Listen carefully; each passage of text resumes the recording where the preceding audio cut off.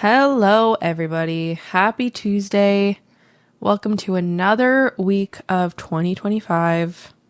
How's your 2025 going? Has it been like shot out of the gate, starting off strong, everything's going perfect? You've been hitting the gym every day, been eating those healthy foods, chicken, rice, and broccoli? Or is it just another year? Has it fizzled? Or maybe you haven't started anything. I, for one, have a lot of New Year's resolutions this year. And I've been sticking to them. And I'm proud of myself. Anyways. We'll get into that in the life updates. Yes. Yeah. Today, we're talking about those cheater pumpkin eaters. Do you guys like that title? I came up with it. Yes. I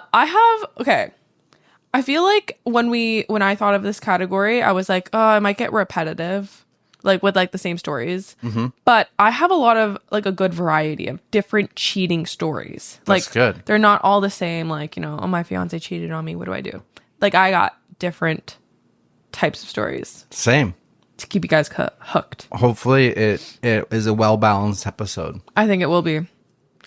All right. Should we just get into it? Yes. Okay. You can go first. Oh, you want me to go first? Okay. Yep. Yay.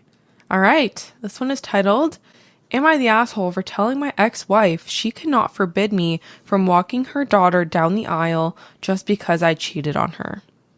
My ex-wife and I divorced a couple years ago. We were married for 14 years, and during that time, I also developed a strong bond with her daughter. However, my ex-wife and I divorced because I cheated on her.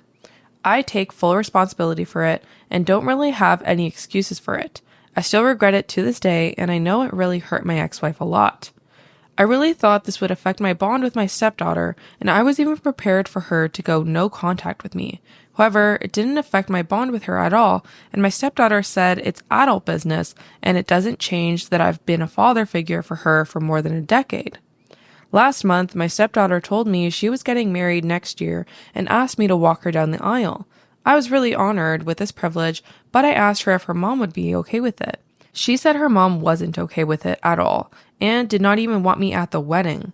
I asked my stepdaughter if she was sure me being at the wedding wouldn't cause any additional drama, and my stepdaughter said she didn't care what others thought, as she knew how much of a great father figure I was to her.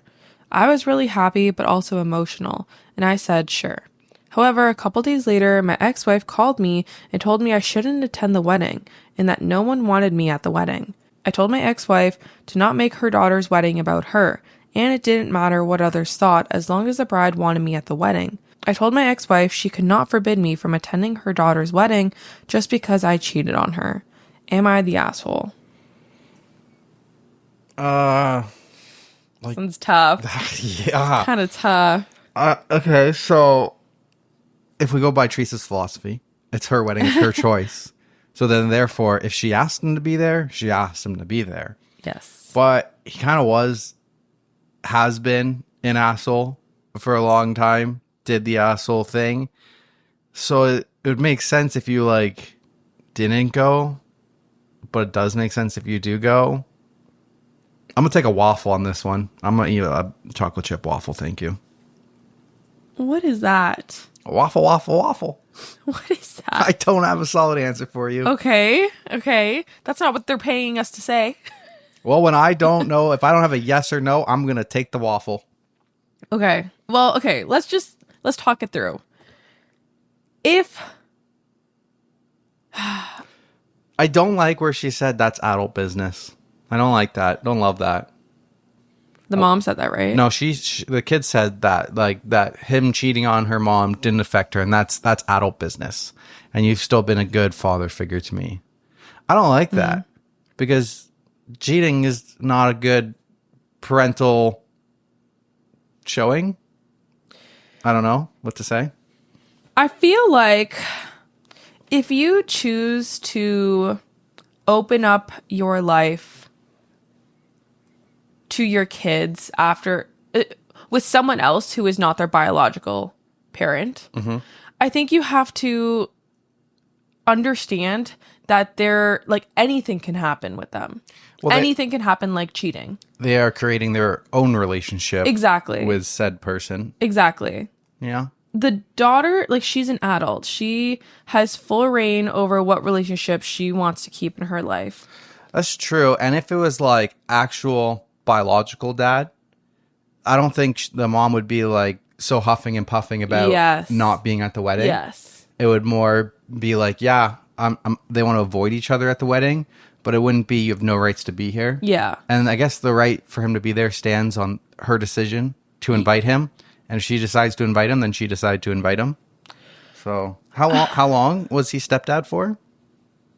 Over a decade, I think. Oh, yeah. That's really significant. So yeah, and I think like the mom shouldn't really be mad at OP. I think her beef should be with her daughter for inviting him. Because if he's asked, he's going to want to go. Like, I know but you're not going to be mad at your daughter. You're going to be mad at the son of a bitch who cheated on you. Yeah, I guess. But at the same time, like, I don't know. Like, her daughter wants her there. Wants him there, sorry. Yeah. I'm going to go not the asshole, but an asshole. Yeah, for cheating. For the cheating part. I'd say he's an asshole. He's just not the asshole in this situation. There's my vote. Okay. So I read a few of the top comments and there's not really a verdict here. So you were right to take the waffle, whatever that means. The top comment says, yeah, don't even bring a +1 at all. Like, I feel like that goes without saying. Oh, he should definitely not bring his new girlfriend. I didn't even think about that. Didn't think of that, but imagine shows up with the chick he cheated on with. Oh. But like, that wasn't even part of the story, so I don't know. That's true. We're leaping. That's a leap. Like, I don't think he would be. I mean, we don't know him. I don't think anybody would be dumb enough to do that. You'd hope not. I would hope not. But I mean, reading these crazy Reddit stories, there are some dumb motherfuckers out there. People out there. And then someone replies to that, says, and also don't fuck anyone at the wedding. Normally this wouldn't need to be said, but I think today it does. Edit, I'm not saying people shouldn't fuck at weddings. I'm saying it's common to fuck at weddings, but this guy should absolutely not do that. He's already hurt his ex enough. If he's actually sorry, maybe he should try to not follow his dick like a divining rod for one night. I don't know where people are getting these assumptions from. I'm a bit confused. There was that one story with Lisa that they're having sex at the wedding. Lisa? I think it was Lisa was in that story. Who's Lisa? She was the one story we read, and she was the friend who got blamed for sleeping with the... You remember the names of these stories? And Lisa just comes to mind. I don't know. I could be way off. Somebody knows what I'm referencing, because we had that one story where the best friend blamed the sister for sleeping with... Oh, at the wedding. Yeah. With one of the groomsmen. I remember that. And I think the name was Lisa. You could be right. I don't have any recollection of the names. Somebody fact check us and let us know. Another top comment says, cheating when there are kids in the mix causes decades of situations where there can only be, at best, a choice between crap options. Yeah, shitty person.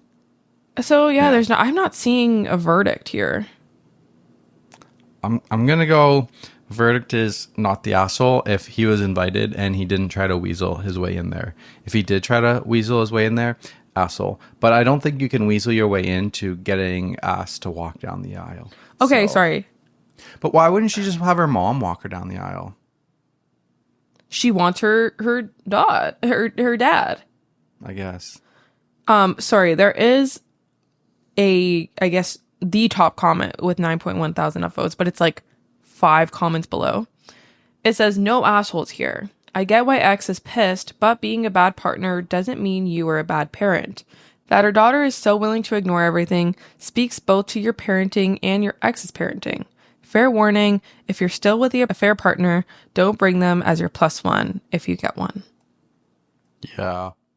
So, yeah, I would agree with no assholes here. Like, everyone is valid to feel their feelings in this situation. Like, the mom is very valid to not want OP to be there. Yeah. Like, I would be like, no, you're not coming. I would have the exact same reaction. Yeah. But OP is also valid to feel like he kind of earned a seat there. Like, he did raise this girl for a decade. Like, they have their own relationship apart from the woman that was in that he cheated on. So yeah, I think everyone. Did you hear my stomach? Yes. Did everybody hear that? Sorry. I think he's valid. Everybody is valid here, and yeah, I would agree with no assholes. Okay, I can say that. Yeah, for sure. All right. Moving on. Back to me. This one's coming from cheating_stories. It was posted 5 days ago. I should have looked at that one. Yeah, it's a pretty good subreddit for this episode. Why don't you tell me? Give away my secrets. Oh my god, we didn't even talk about the cat. The elephant, the cat in the room. Oh, yes. If you're watching on YouTube. This is James Bond. Because he's a tuxedo kitty. And James Bond always wears a tuxedo. But yeah, your family got this for me. It's great. Put this together in about a day. Yep. While I was editing. And it was a great little project. I like assembling Legos. That was fun. He's a cutie. I thought the cats would be scared of him, but they are not. No, they were very chill. They were like, they couldn't care less. They knew he was a poser. So. Okay, back to your story. His resting place. Yep. Sorry. Small life update there for you guys. We'll get into the bulk of it at the end. My husband's a hoe, and women have no respect for marriage anymore. January 2024 was the beginning of a storm I never saw coming. My husband, 21 male, the man I had vowed to spend my, 23 female, life with, started seeking solace elsewhere. It began innocuously enough. A new coworker named Sarah, 45 female, entered his life. She was his mother's age, and I thought nothing of it at first. But by their second meeting, he confided in her about our private struggles, telling her he was unhappy with the lack of intimacy in our marriage. He texted her on and off for 6 months, a timeline I would only piece together later, and during that time, he used Snapchat to talk to other women as well. Somewhere in that mess, he crossed a line I never imagined he would. He hooked up with his best friend, Kane, and Kane's girlfriend, Sydney. When things didn't go as planned with Sydney, he couldn't get it up. They brought in another woman, Kira, but the same thing happened again. By May, I started noticing changes. My husband was distant, distracted, and irritable. Kane, the friend I had fought to keep in his life for years, started speaking poorly about me over their game chats. I didn't think much of it at the time, but in hindsight, it was another piece of the puzzle. Kane wasn't just a friend. He was someone I had defended for 7 years. His brother was with my sister-in-law. His family and my husband's had turned against him after dark events that I won't detail here, but I saw him as a kindred spirit. My husband's family was cruel to me too, and I thought we were all on the same side. I stood up for Kane when no one else would, even when my husband wanted nothing to do with him. July was when the storm finally broke. One night, I came home to find my husband passed out drunk in our bed, covered in vomit. Normally, when he drank, he was affectionate and sweet, but this time he called me a bitch over and over again, a word he knows I hate. I coaxed him into a shower and he stumbled away. Something in me snapped, so I picked up his phone. What I found shattered me. Sarah was saved under a fake name, Kane, but with no E. But the messages were unmistakable. He told her he loved her, that he wanted her body, that he wanted to run away with her and her child. He said he wasn't happy with me. My hand shook as I scrolled through months of deceit, and then, as if it wasn't enough, I found out Kane knew about Sarah. Trash. The final blow came just before Christmas. That's when I learned about the hookups with Kane, Sydney, and Kira. The betrayal was staggering, not just from my husband, but from people that I thought I could trust. I confronted Sydney, hoping for some semblance of remorse, but she was smug, her apologies hollow. She even tried to compare my pain to her Kane, quote, talking to other girls. It wasn't the same, not by a long shot. She had pursued my husband, knowing full well he was married. What's worse is, the next day, Kane proposed to her. It's crazy to think that someone who obviously had no respect for marriage could boast about it herself. My husband is trying to make up for it, but I hate him for it, and I hate the women involved just as much. I've always been shy and have tried my best to be likable because I have a hard time reading social cues and understanding the social norms of society, so I don't actually have any friends or family to fall back on. So since I have no one else to tell, I decided that Reddit loves this kind of shit, and maybe I can get some advice on how to better myself mentally. Oh, you gotta cut all of them out of your life if you want to be in a better mental space. Right? You have to divorce him. Divorce. This is there's no questions asked here. Like, one of the commenters does on the post say, "So are you leaving him?" And OP replies, "I'm working on it. Since most of our stuff is under both names and I don't have family or friends to fall back on, I'm trying to save up right now." That's so tough. That's when really you tough. Don't have any family or so friends isolated. support. You are isolated and you're reliant on your partner for life. Yeah. That's messed up. That is. Oh my God. Honestly, I don't know.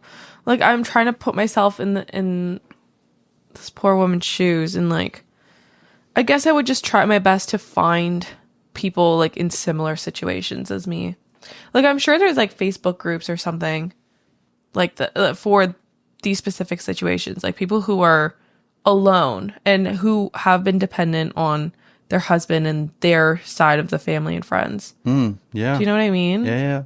I feel like that could maybe be a first step to find some people who understand you. I think it can go a long way and help you get in a better mental spot. But I feel like regardless, even though, like, yes, it would be super scary to be on your own and have no support after this, I think it's the best thing you need. Like, it's the only option, I think.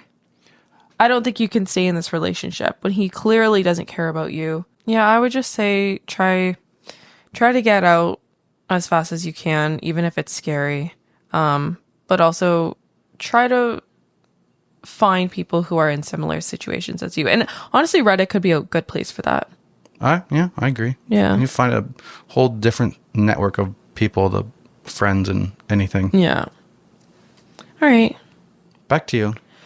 Back to me. All right. Am I the asshole for not letting my husband into the labor room and picking our child's name? This is a throwaway account because I'm so annoyed and need to vent. This will be a lot, so I'm sorry in advance. I, 28 female, have been together with my husband, 27 male, for nearly 10 years. We got married at 21, had our first son a year after, followed by our daughter 3 years later. I built my whole life around my family. We got good jobs. He worked full-time. I worked from home. We had a good home in a good neighborhood, and we put our children in good schools. We also had a successful business on the side. I thought we did everything right. My best friend, since we were in middle school, lived close. We had our daughters around the same time, and we'd have play dates all the time. We leaned on each other a lot. I gave her all the support when she was going through issues with her daughter's deadbeat father and got her in contact with a good lawyer. I leaned on her when I was recovering from my traumatic second birth and the depression that followed. We leaned on each other for everything. 10 months ago, I found out I was pregnant for the third time. I was really uneasy about this because of my traumatic experience my second time. Also, my husband and I both agreed we were done after our 2 children. I considered abortion, but my husband insisted we keep it.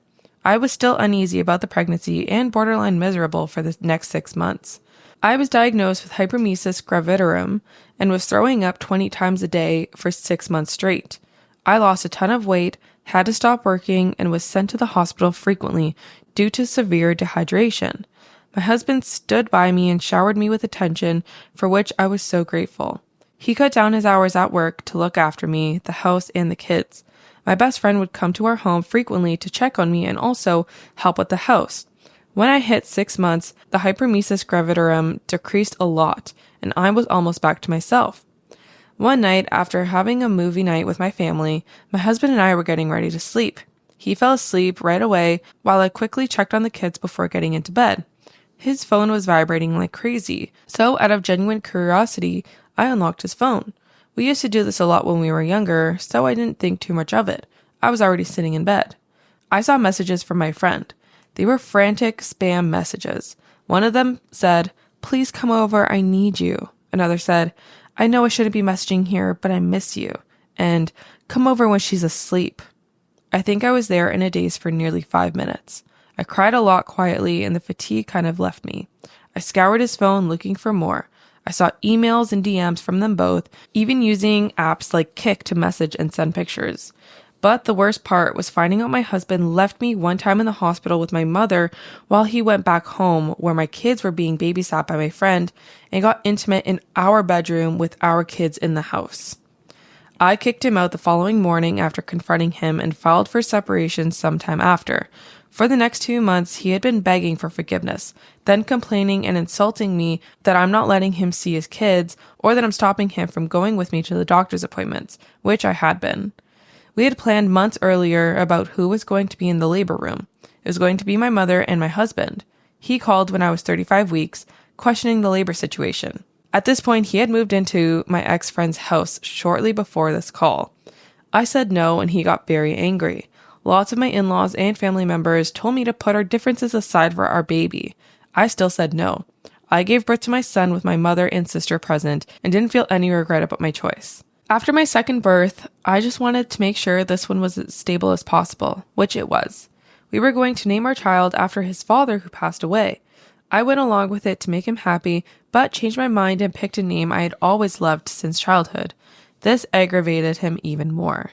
Am I the asshole? Because I'm being guilt-tripped by many people right now. All I want is for everyone to leave me alone and for me to just be with my kids. Fuck them all. Fuck every single person who's on your side. You're cut. You're done. For the part that bugged me the most of this story was the quote, "Lots of my in-laws and family members told me to put a difference aside for our baby." Yeah. Okay, first off, it's a baby. It's not going to remember who's in the waiting room for you. Your husband being there does not make a difference to the baby. The baby's not coming out and being like, "Where's my daddy?" No, it doesn't care. It doesn't recognize or know anything. It's just crying, okay? So the fact... And then the mom needs to be as stress-free as possible. She needs to have the most support around her. She does not want to be dealing with some sleazy, cheating, motherfucking asshole piece of shit ex-husband standing beside her trying to hold her hand. She got to look at his ugly fucking face.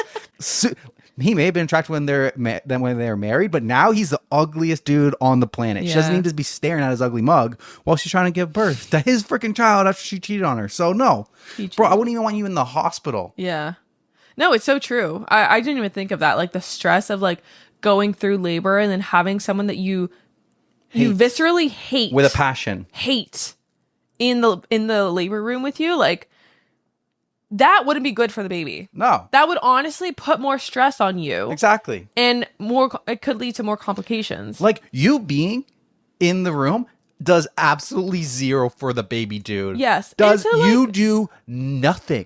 Nobody in that room does anything for the baby, except for like the nurses and the doctors. No, and the mom. The mom, no. contact. Yeah, contact with, yes. Her mom does nothing for the baby. OP. Yeah. Being the mom to the baby. Well, she can't not be in the room, babe. She's giving birth.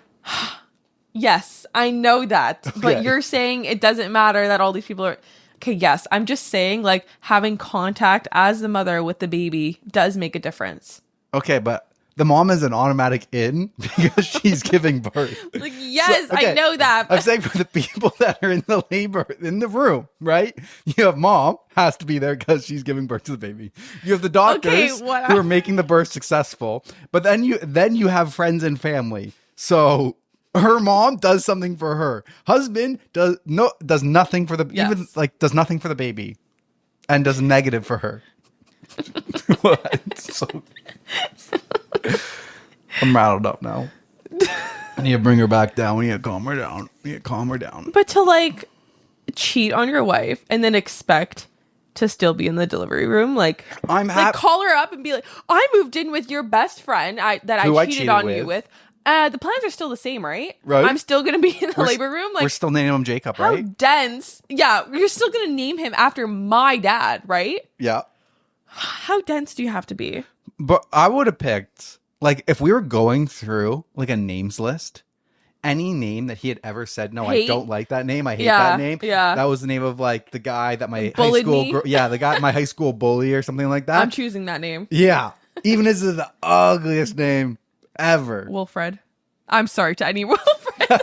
I was thinking about finding a name that I found ugly, but then I'm like, no, I'm not going to do that because someone's going to get offended. Sorry, Wilfred is actually a really nice name. Oh, is it? I actually do like it. Oh, you that like was it? just the first name that came to mind. I don't know. Okay, sure. Sorry if your name is Wilfred. Uh-huh. I do like it. Sure, totally. I totally believe you. So believable. Okay. There's an edit. Just wanted to add that I do let him see the kids. That would be crazy if I didn't. My children love their dad. I just have certain boundaries now that we aren't together, and he doesn't respect them. He gets angry and says things that are categorically not true. He got to meet our newborn son hours after I gave birth. What is the issue here then? Exactly. Sir. Like, bro. There are consequences to your actions. Yeah. This is a consequence of your action. Like, you can see the baby through the freaking window when they're in their little tub in the hospital with all the babies in the baby room. Yep. Overall vote was not the asshole. Top comment here. Not the asshole. This is a scenario where you should feel safe and comfortable. He was cheating and left you in the hospital, so you shouldn't listen to him. I never listened to him again. Point period blank. Like, there's nothing else to be said. Yeah, you don't just get free roam after your separation to see your kids. No, you get a schedule, dude. You fucked up. There is an update 11 months later. Oh. So I'm back nearly after a whole year. I completely forgot about this post because I've been so wrapped up in other things. For anyone who doesn't want to read this whole post, here's a summary. I'm not going to read the summary. Like I said, it's basically been a whole year. My baby turned 1 today, and after celebrating his birthday and Christmas with my kids, it finally hit me that this is my new reality. First of all, my ex-husband and I finally went through with the divorce proceedings. I had been holding it off during my pregnancy and the early postpartum period to avoid added stress and to carefully plan for my children and myself. I was awarded primary physical custody of our children. Their dad visits once a week, and the 2 older kids, 7 and 4, spend every other weekend with him. My youngest will start doing the same in a couple of months, which makes me nervous. He's especially clingy with me. All my kids are, but my youngest has really only known me as the most present parent. One of the main stipulations in our custody agreement is that my ex-affairs partner is prohibited from seeing the kids. My poor kids have been confused enough by their parents suddenly splitting, and I didn't want them even more confused by seeing their quote-unquote aunt, who is supposed to be mommy's best friend, with their dad. It was deemed emotionally detrimental in court. Nice. As for the baby name, he's been so bitter about it. I think he's still annoyed about it. His side has been trying to convince me to change the name to something we both like, especially after the divorce was finalized. But it's been a year now, and the baby quite literally answers by the name I give to him. So I'm not going to be changing it. He was also unhappy with the child support payments, among other payments, and asked for some revisions. One main thing he asked to change was the cost of our kids' school tuition. He pays for the tuition, which he felt was too much and too harsh, but the court stuck with the original payments. As for my ex-husband and ex-best friend, they continue dating. I found out that they had started seeing each other a month into my 3rd pregnancy. They had actually slept together during my 2nd pregnancy, but didn't pursue a relationship then because, as they put it, they weren't ready to ruin things and didn't want to hurt anybody. My ex's side has been very supportive of their relationship, even inviting her to holiday gatherings like Thanksgiving or family holidays. Because of this, my kids don't go over often to these events. I don't know, after this whole fiasco, I'm coming to the realization that perhaps my ex's side never really liked me all that much, but that's okay. I eventually spoke with my ex-best friend to ask why they did it. She claimed that they were just friends but grew close while she was dealing with issues involving her deadbeat ex-boyfriend. Both of them insisted that my ex-husband just wanted to protect her, which supposedly turned into love. Hearing this hurt me a lot, but at the same time, I felt relieved to know the truth. When I sat with this information for a while, it stopped hurting. It made me realize that I didn't still love my ex-husband and could finally let go of him and their betrayal. They broke up a week ago. Apparently, it's just a break though, who knows. Although my kids go to their dad's house every other weekend, it has helped a lot with making time for myself. Obviously, I'm figuring out who I am without being a wife or a mom all the time. In many ways, I find what happened to be a true blessing, which is why I'm no longer angry. As for me, I've been seeing someone. It hasn't been very long, nor is it that serious yet, but we are getting along great. Initially, my ex-husband made the whole situation difficult. He didn't want me to have any man, specifically around my kids. Yeah, I mean, jealous little bitter ex. It's interesting, though, if he's living with the ex-best friend and she's not allowed to see them, how do those weekends go? Yeah, that's what I was wondering. Do you have to, leave the house for the weekend? Yeah. Let's see if there's any comments. No, nothing about that.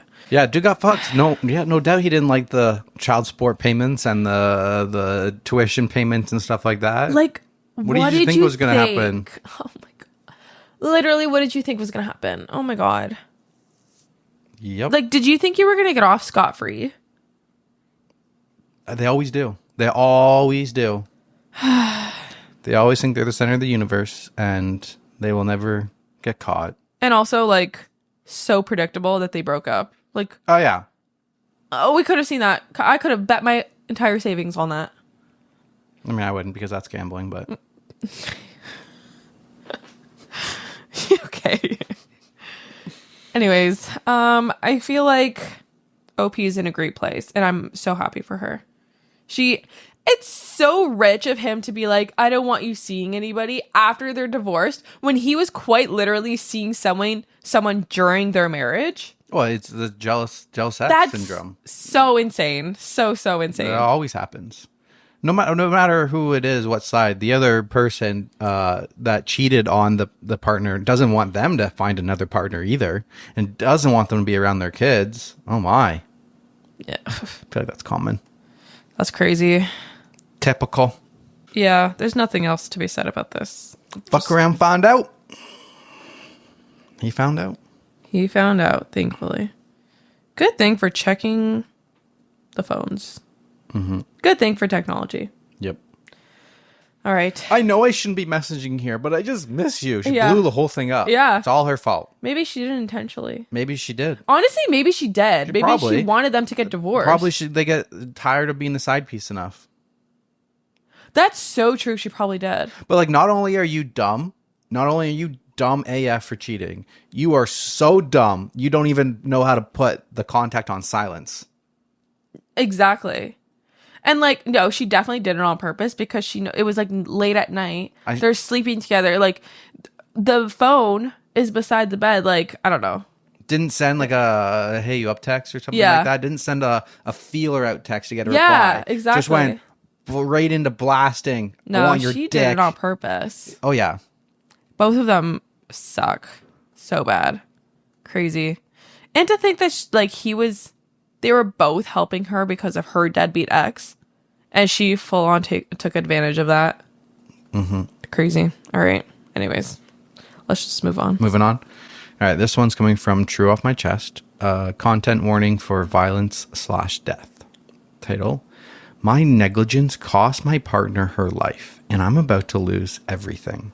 Oh my god. I, 35 male, have been married to Lisa, 28 female, for 3 years. Together for 7. A year ago, I fell deeply in love with Amy, 24 female, and had been planning to end my marriage for her. I know it's terrible and not what my wife deserves, but we were the real thing. 2 weeks ago, Amy had an allergic reaction when we were getting food after work, but she used her EpiPen and seemed mostly okay afterwards. She usually gets checked out at the hospital after a reaction, but I asked if I could take her home and she could get her friend to drive her there because my wife was expecting me back. All I know is that she had a secondary reaction that evening and died.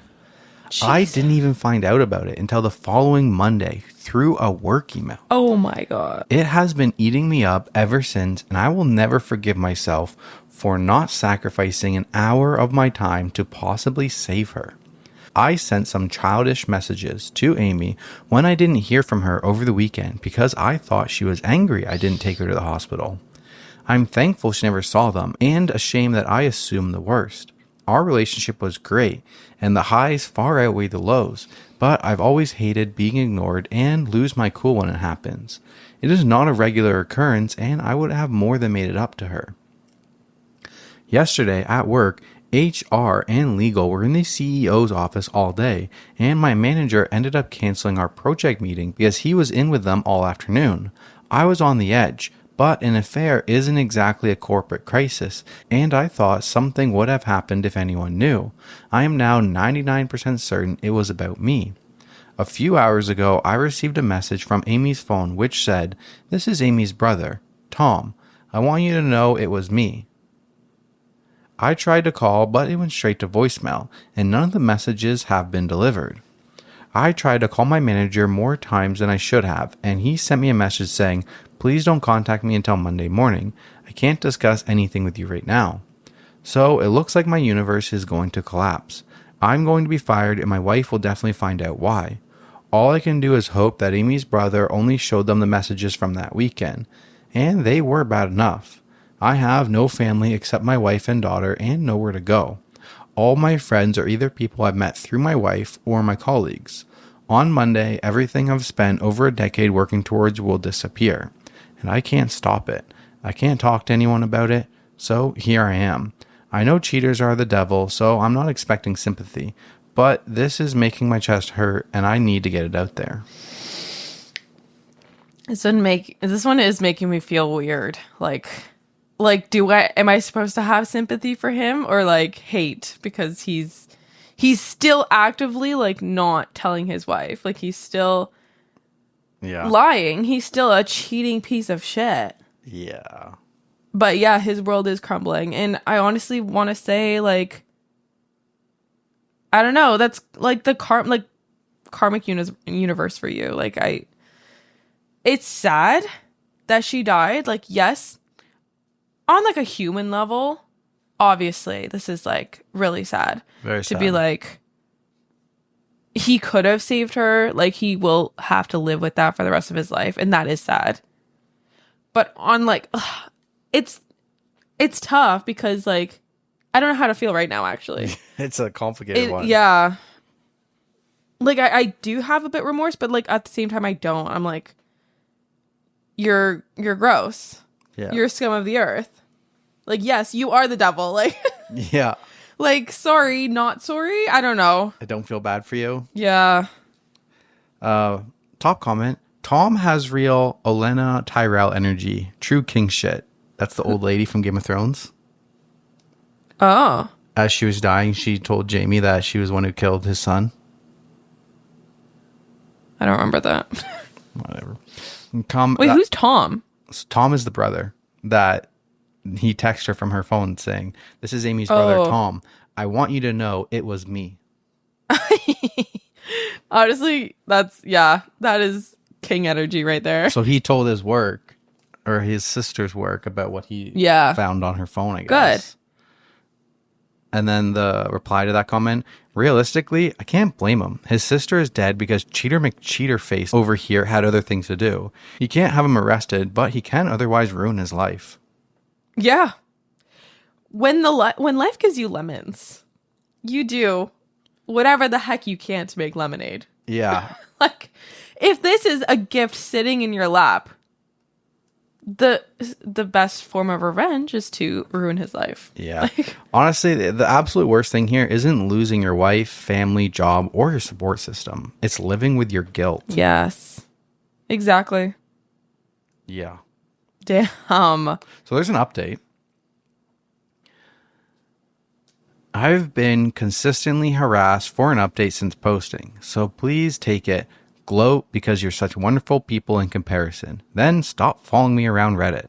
I am suffering in the wake of my infidelity and unprofessional behavior as I knew I would. I understand that this is an appropriate outcome and I'm taking full accountability. I was suspended from work on Monday, and I'll probably be fired sooner than I thought. I had hoped to be able to save money as HR built their case, but it looks like Amy's brother basically performed the entire investigation for them. After an excruciating 3-hour run through everything they had, I spoke to the founder and he recommended the solicitor I'm now using. The issue is that the company has come down hard to protect themselves, because even though Amy's family doesn't have much of a claim, any suggestion of a cover-up could cause damage regardless. The founder still thinks my offer to pay them back will keep it out of court, and some more information has come to light, so it's not certain I won't be prosecuted, but I'm quietly hopeful. I can't afford to keep the solicitor if this goes much further, especially with a divorce on the horizon. I have no idea what he's talking about. I'm so confused. How does having a workplace affair warrant everything that he just said? Okay, I'm glad I'm not the only one confused. Things are not good with my wife. Duh. I am still committed to making this as easy as possible for her, but I had to draw a line when it came to my daughter. When I got home from being unceremoniously escorted out of my office, she already had a bag packed for me. She wouldn't let me wait at the house until my daughter was back. She wouldn't let me check I had everything I needed.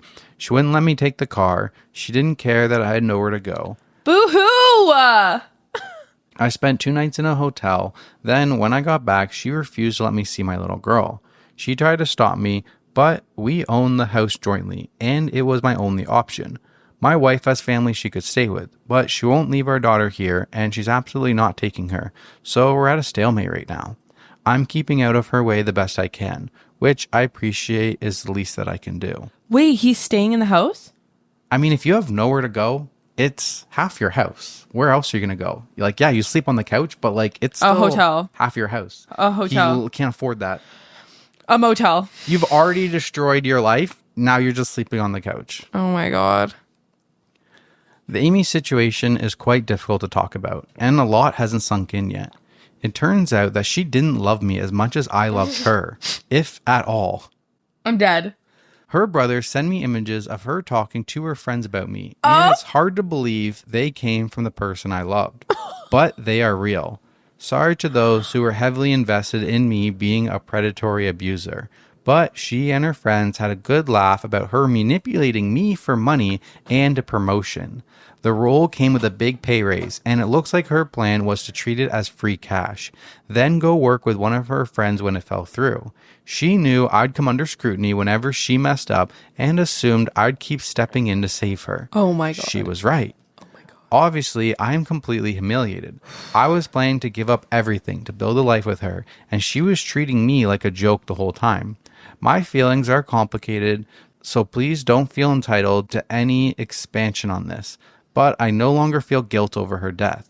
Reddit acted like I kept her hostage while she begged for help. What actually happened was that I asked if she could ask her friend to take her to the hospital because I had to go home. She said that was fine because she needed to get some clothes back from her anyway. I dropped her off as normal. Ultimately, she was an adult who had a better understanding of her medical needs than I did. I still don't know what happened between us saying goodbye and her death, but whatever it was, it had nothing to do with me. I'm sorry for her family's loss, but I bear no responsibility for her passing. Damn, the switch up is crazy. After Amy's messages to her friends were passed around, a few people quietly reached out with words of support. I assumed everyone would write me off like Reddit did, as an abuser and a predator. Now it's clear that Amy was using me. They see me as a fool who had then lost it all. It's beyond humiliating. But I have learned I'd rather be pitied than despised, and it improves my legal position with work. They're small mercies, but I'll take what I can get. I remain filled with regret, but I will have learned many lessons by the time I get through this. I may have been deceived, but I am a grown man who makes my choices, and I take full responsibility for them. It doesn't seem like he actually does, though. Like, it doesn't seem like he actually would have... Okay, well, the thing I don't understand about cheating is, like, why not just leave? Why not just divorce your wife first and then pursue that relationship? I feel like there's a spice added into the mix. Yeah, it's forbidden. Exactly. Forbidden apple, love. Forbidden spiciness. But yeah, no, I don't feel any remorse. You know, it kind of makes sense how he doesn't feel any remorse either.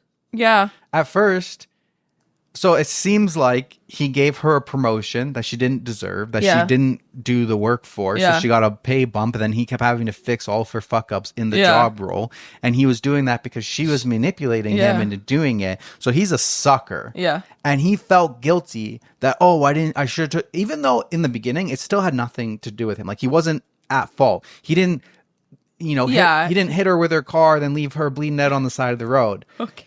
It's the show that we're watching lately. You know what I mean? Like he didn't have a direct result from it. Like she had an allergic reaction. He didn't kill her. She did. Yeah. She did the EpiPen, and she didn't say, I need to go to the hospital right away. She's like, yeah, I'll go home. I'll get some clothes. She's an adult. She didn't ask him to take her to the hospital. Exactly. So. She didn't say, oh, I need you to take me to the hospital. And he kicked her out of her car. Like, no, I got to go see my wife. Yeah. Like, he left her on the street. Like she allowed him to take her home for her to do whatever she needed to do. But there would still be that guilt of like, I was the last one there. Yeah. Like I could have done something better. I could understand where his guilt's coming from. And then a complete 180, he finds out, yo, this chick was just using me. She didn't give a shit about me. That would erase that guilt that you feel. Then you go back to the facts. So the facts were like she was an adult. She made her own choices and stuff. Yeah. Crazy. Yeah. This one was wild. Top comment, quote, the founder still thinks my offer to pay them back will keep it out of court. So, did you steal money from your company on top of abusing your authority at work? Right? Like, I'm so confused about that. So then another commenter says, he was using company funds to fund all their little trips. So he's hoping if he pays back the funds embezzled, they won't file a lawsuit. He plotted how to cover it up in many, many text messages to his soulmate. Frickin' buffoon. Wait, how does this person know this? Maybe that's a leap, but that would make sense. I feel like for everything Tom found on his sister's phone, vice versa. But like, if that's the case, why does Tom hate him so much? That's true. Like, wouldn't Tom know like his sister was the one who was abusing him? Maybe he just really hates cheaters. Maybe. Like, fuck it, I'm blow this whole shit up. Yeah. I'll nuke it all. He's like, I've been cheated before. I've been scorned. I want to give everything to let this man rot. That's crazy. This one was crazy. Like, there's all the cheating stories out there where they hook up with their coworkers and they ruin it. This dude doubled down. He's like, I'm going to hook up with someone who's my subordinate, someone who's below me, who I'm their boss. Yeah, there's a power dynamic. I'm going to give them the unfair pay raise because I love her. And she was just like, this dumb motherfucker is going to do this because he loves me, blah, blah, blah. Just taking advantage of him. Crazy. Ouch. I think we don't usually have like assholes in like most of the stuff that we read is like not the asshole. And we don't really have asshole perspectives. True Off My Chest brings you those asshole perspectives. Yeah, but like True Off My Chest is usually like we feel bad for them. So this is like that's why I was like fuck, my feelings were conflicted. I was like, right? He's giving us like his point of view of like everything that he's going through. Like, yes, thank you for your story, but I don't feel bad for you. But like you deserve it. I don't know. You deserve it. Sucks to suck. Like, think twice before you're gonna cheat, guys. Like, bro, he didn't only cheat. Yeah, he embezzled funds. Like, he gave a promotion to somebody who didn't deserve it, then to cover up their work. That's basically stealing. That's theft of money because you're giving money to the person who's not doing the work for it. It doesn't even sound like he's sorry though to his wife is what I'm saying. Like all this stuff is like I don't think he is. He's not sorry. He's just like sad about like he's heartbroken about his past lover. And his not work actually life loving getting blown up. Yeah, like he's not sorry. He's not really sympathetic. Like I'm not feeling remorse from him. I'm not feeling it either. So you kind of suck, bro.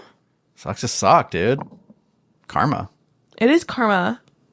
Damn. I believe it. Damn. We have to do a karma episode. We have. No, we haven't. Yeah, we have. We've done revenge. We've never done karma. No? No. Are you sure? We have the Karma Is My Boyfriend title, but we have not done it. All right. That's fair. Yeah, you're right. Accurate. 61 episodes and we haven't done a karma one. Guess I'll have to get to work. Yeah. All right. Back to me? Back to you. All right. All right. All right, all right, all right. Alrighty. Matthew McConaughey. What? You know what we didn't watch yet? What? Dazed and Confused. Christmas is over. Can we watch Dazed and Confused now? No. Classic movie. No. Classic. We can watch it November 1st. It's not a Christmas movie. Why November 1st? Why did you say Christmas? I'm confused. Now that Christmas is over, we can watch it. Because once we're in the November era, the Christmas era, no other movies can we watch besides Christmas movies. Oh, yeah. We could. What? Is it old? Yeah, 1993. I think. No, thank you. No, we never know. No, I don't want to. Please. It's actually really new. It just Please they don't make filmed me. it. They gave it a retro look when they filmed it, Please don't and they make magically me. made Matthew McConaughey like way young before his prime, I don't want to. like one of his first films. Okay, moving on. I love the disparity, no equalness, no quality, no the 50-50 split we have in decisions of our relationship. Equality is a good word. Sure. Love that. I love how we have that in a relationship. I love how we both make recommendations and we both get to do what Teresa wants. That's a sign of a healthy marriage. I love you. Uh-huh. Okay. Am I the asshole for not caring about my wife's affair? Throwaway account. My 29 male, wife, 29 female, has been having an affair for 2 years, and I've been aware of it pretty much the whole time. We've been together 7 years and married for 5. We don't have kids. I've been working from home since COVID hit. For the last 3+ years, she has been a secretary in a large office building. Now, I'm not going to pretend like we had the perfect marriage 2 years ago and that I can't believe she would do this. I was totally complacent in my life and really wasn't putting much effort into our relationship at all. That doesn't excuse what she did, and she had her own issues with intimacy and communication that led us to where we were then. I just want it clear. I'm no saint in all this. I totally understand we're basically roommates that on rare occasions have sex. Well, I found out right away when the EA started. I've got all of our everything logged into every device we have, including my work computer. I mean synced emails, text, phone, social media, etc. So I was basically reading her affair regularly, including when it became a PA, about 4 weeks in. The part that told me that this was over was I felt nothing about this. I was totally indifferent, maybe a little embarrassed at worst. When the physical affair started 2 years ago, I recognized this marriage was dead, and that I should just divorce, mostly because I felt nothing. I started looking into lawyers and figured we could just do this easy and amicably. Well, here's where the crazy part happens. When the emotional affair started, she seemed, I wouldn't say happy, but less sad. Then the weekend after the physical affair started, I got the shock of my life. She came into my office that Saturday morning and asked me to take her on a hike and a picnic. Initially, I thought this is the moment to burst her bubble and reveal what I know, but I didn't. I decided to actually get up and do this. I kind of thought she was going to reveal it herself and ask for a divorce. We had a real nice time. It was a great day, and she never brought anything up. I chalked it up as one more good memory before we end this thing. Then she asked me out again that week. Then we had intimacy. I don't know if it was shame or guilt or what, but she was basically taking the initiative to improve our marriage. After that first week, she began to open up more about her feelings. I, for some reason, had a fire lit under me and started to make some effort in our relationship. Started reconnecting with some old friends, got all the laundry off of the gym equipment. The affair continued, but as we spent more time together over these early weeks, and since it really gave me no concern and everything seemed better, I decided to just forget about it and just start enjoying my life. I do still love this woman very much. Up until 2 days ago, we were in a really solid place. We had outings every other weekend, date night Thursdays, regular intimacy and communication. I don't even read their messages anymore, just occasionally to see if it's still going on. 2 days ago, I noticed she was having frequent and long conversations with one of her close friends. I asked my wife about it, and it turns out this friend's husband got caught having an affair. My wife has been comforting her. This would not have been a big deal, but my wife then started bashing the husband for cheating. I don't know why I said it, but it came out. Quote, "You're one to judge." She got super defensive and pressing me why I said that. I initially tried to apologize and move on, but she wasn't letting up, and I eventually spilled I've known about her affair the whole time. She tried to play dumb, which annoyed me, so I started citing specifics. She then got really mad at me, started crying, accusing me of not caring about her. I got pissed and started yelling at her because I'm not the one having an affair. It got heated and we went to separate rooms and slept it off. Yesterday morning, she got up extra early and went to work before I got up. I tuned back into their messages and she had broken up with the affair partner. He was messaging her constantly on every app and she just kept blocking him. She came home early yesterday. I went to talk to her and she stopped me, looked at me and asked, how could I let this go on? I replied, because I just didn't care. She then called me a huge asshole and locked herself in our bedroom until she left for work in the morning. She got home tonight, said nothing to me, and locked herself in again. I can't even imagine in what bizarre world I could possibly be the asshole in this situation. Is there a perspective out there where I am? If so, please share it with me because in my mind, there isn't.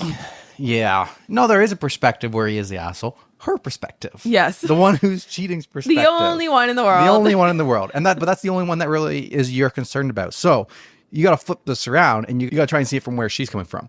Where she's coming from is that you knew I was cheating on you and you didn't love me enough to stand up for me or say anything or fight for me or do anything. You knew about it this whole time and you just let it happen. What the fuck? Yeah. And honestly, she can feel whatever she feels, but you didn't love him enough to not have that affair. Yeah. The only thing that you want to do if you are happy with your wife and stuff is you have to get her to recognize her shitty behavior isn't your fault. And yes, you accepted it. So that's really the only thing you can do. But like, she is mad out of you over her own self-guilt. I love it's kind of funny that she broke up with her affair partner as soon as she was found out. Like she didn't actually care about the affair partner at all. So it's interesting. Yeah, like you said, it's just to get a thrill. It's just a temporary thrill that like is never worth it. I would love to know the statistics of people who cheat and then go on to have a relationship with their affair partners. I would love to know the statistics of how long they last and if they last. Yeah, it would have to, in my head, it would have to be very low for me because, like, I've said this before, but if someone is cheating on their partner with me, and then they want a relationship with me, I'm just going to think, well, you're going to cheat. Yeah. Or if you were the one who cheated and then you go into a relationship, you were going to pass that guilt along to your partner, always thinking about when they could be cheating on you. Yes. It's a vicious downward spiral from guilt and assumptions after that. So it never really works out because there is a broke of trust that happens and that just creates anxiety for yourself every day and it just makes people unbalanced. What's that saying? You lose them how you got them. Is that a thing? Yeah, sure. You lose them how you got them, right? Yeah. Like if you got them through cheating and stuff, like that will be the reason. Like either A, they will cheat again, B, they will think you are cheating, or C, you will think they are cheating and you'll just never have never have trust. You'll never have peace. Yes. Peace is a good word. Top comment, not the asshole, but telling her you just didn't care, put her in a funny place against her guilt she's been feeling and the attempt to rediscover your relationship. But most definitely not the asshole. Yeah. Like, you're kind of an asshole, I guess. Yeah, a little bit. Like, low key. No. You don't think at all? Not the asshole at all? I feel like there's a part where he is kind of the asshole because, like, all he did was know about the relationship, the affair, and he did nothing. Okay, so he doesn't have to do anything. And, you know, he like knew and then hit it, kind of. Yeah, stayed away from it. I don't know. Is that kind of like low key small asshole energy? I will say no. I don't know. So someone replied to that top comment says the opposite of love isn't hate, it's indifference. That's deep. Jeez, that is deep. Yeah, I wouldn't even know where they go from here. Even if she like comes to her senses and she's like, well, I'm just projecting. This is obviously all my fault. Like, can you forgive me? I feel like they could still make it work. I feel like he doesn't care. Like, yeah, he's been liking how the relationship has been going the last 2 years. Better. Like, he got better. So I feel like this is one of the odd situations where like it could possibly still work. Yeah. I don't know. I think so. I have no idea. Let's see if there's any updates. There is. There is? Yep. You're right. Okay. I haven't read this update, but Let's see. First off, I appreciate everyone's comments on the original post, except those of you that just get on and throw insults. You need therapy more than anyone on this whole sub. If you've missed the original post, you can see it in my profile. I decided against showing the post or any comments. Instead, I used it to organize my thoughts and points. Our conversations I'm going to share below in no way were linear. We jumped around in topic, talking this, which led to that, only to come back to this, reveal that, and so on. So I'm going to just try and put it all together as coherently as possible. Like I said in a comment on my other post, my wife finally came out at around 12:30 a.m. Friday and joined me on the couch in my office. She curled in next to me and just cried for a solid 15 to 20 minutes, and we were just silent otherwise. When she was ready, we began talking until we were worn out. We picked that up again last night, which was also taxing.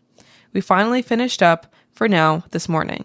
This includes long spells of crying, hysterical bonding, and a phone call to affair partner while I listened. He was aware.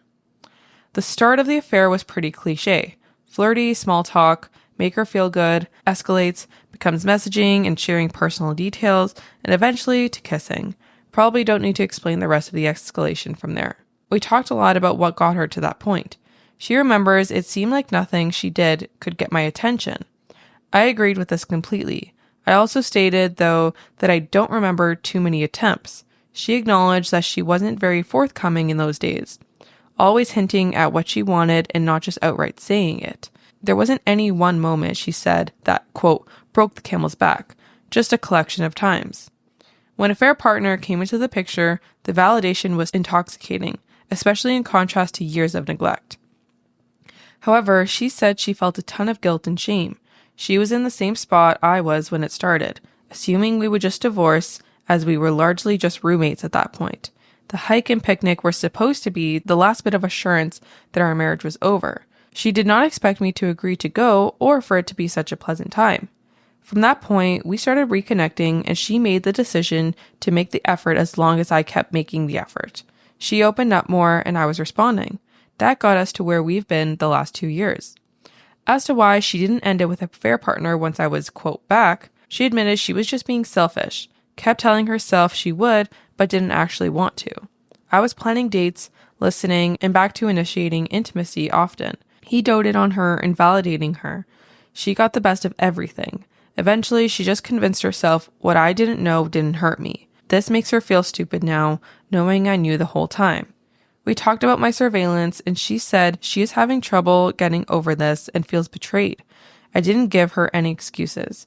It came up because she did ask how I knew, and I told her she's been logged into her old desktop / my work computer on her email, Insta, Facebook, etc. for years, as well as it being connected to our cloud. I owned up to how wrong this was, but we both agreed that if we are going to make the reconciliation work, we're going to have to forgive each other for a lot of things. As many said and were right about, my, quote, I don't care statement was extremely triggering and hurtful. It took her right back to where we used to be.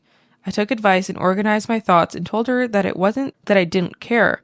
I care about her immensely and changed for the better these last 2 years because I wanted to be there for her. I then explained I should have said, quote, it doesn't bother me.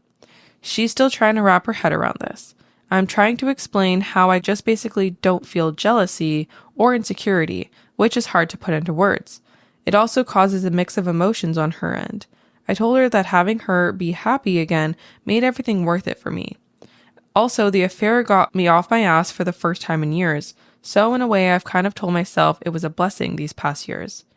Finally, to address the breakup with a fair partner. She said once it was out, she went into a doom spiral thinking everything in her life was a sham. She felt guilty over everything. She cut him loose and locked me out. She was basically beating herself up for being awful to both of us. Listening to her call with him was hard, even for me. From what she's told me in our conversations and the call, I'm pretty convinced he was/is in love with her. I think he was holding out hope we would get divorced at some point. She laid it out for him that we would not, and we're going to do everything to make this marriage work. He didn't beg or degrade himself, but seemed genuinely hurt. When the call ended, she re-blocked him and stated she was going no contact so he can heal and actually go find someone and we can fix our issues. We are working out our plans to fix our marriage. Not totally sure where to go from here.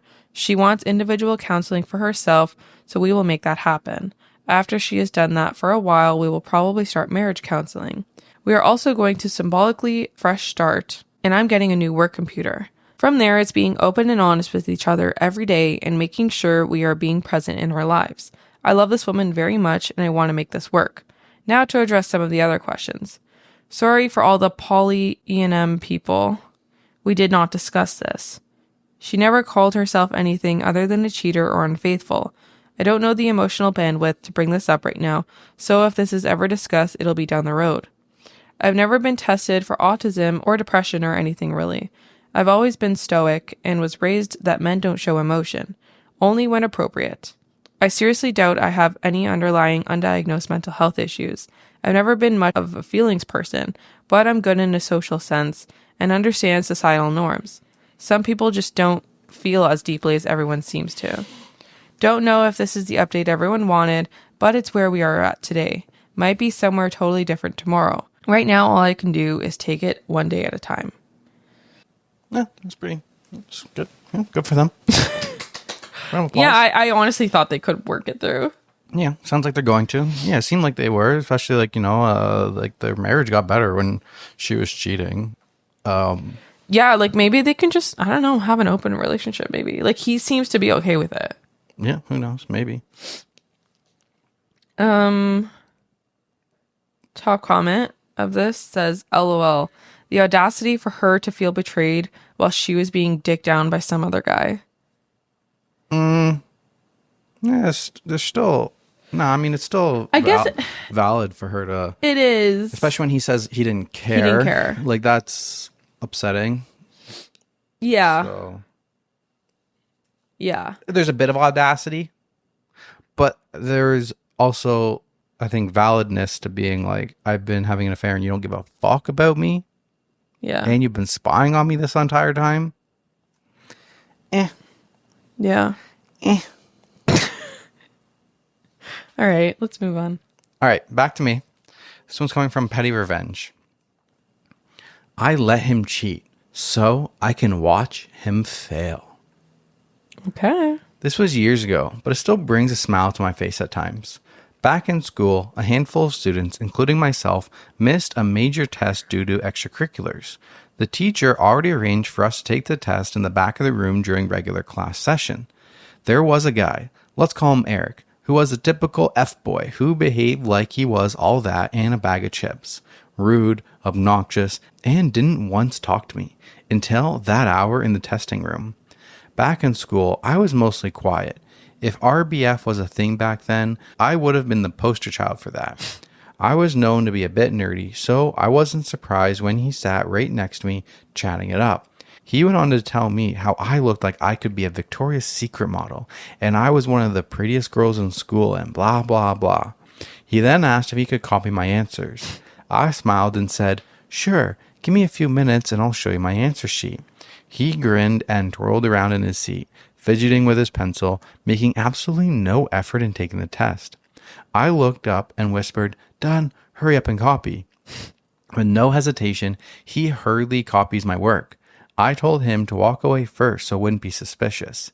He did. As he was leaving, he did a weird salute and laughed at the other students still taking the exam. As soon as the door shut, I erased the answers I gave and filled in the correct answers. I turned my work in shortly after. The teacher said she would take a week to grade them. During that week, Eric didn't say hi to me at all. When he did look in my direction, he would elbow to his friends to laugh at me. I couldn't wait until he got his results. The day finally came.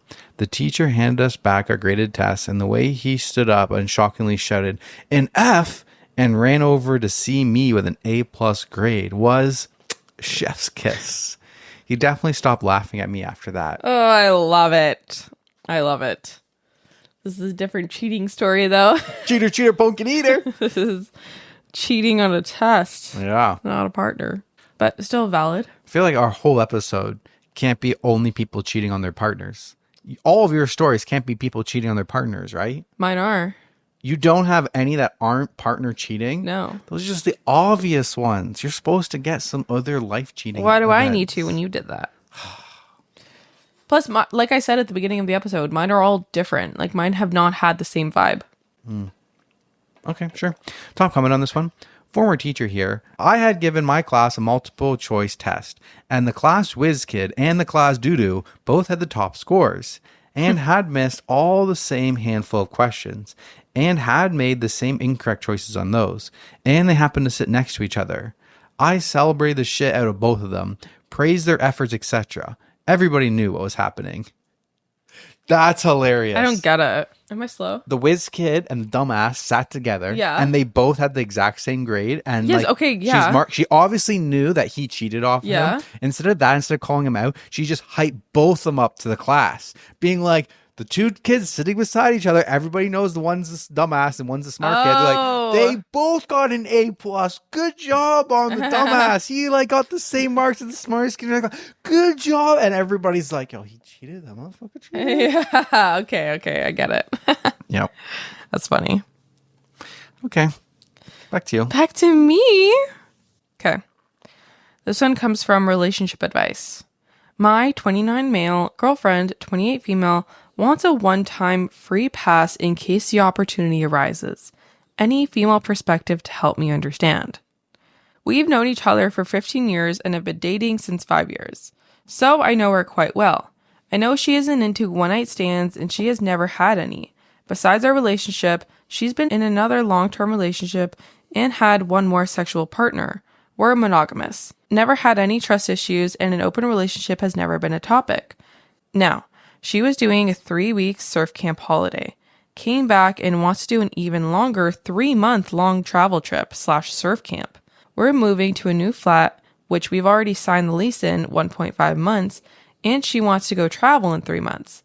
Since she's in between jobs and has the money, it's a good time and probably last time to do that for the foreseeable future.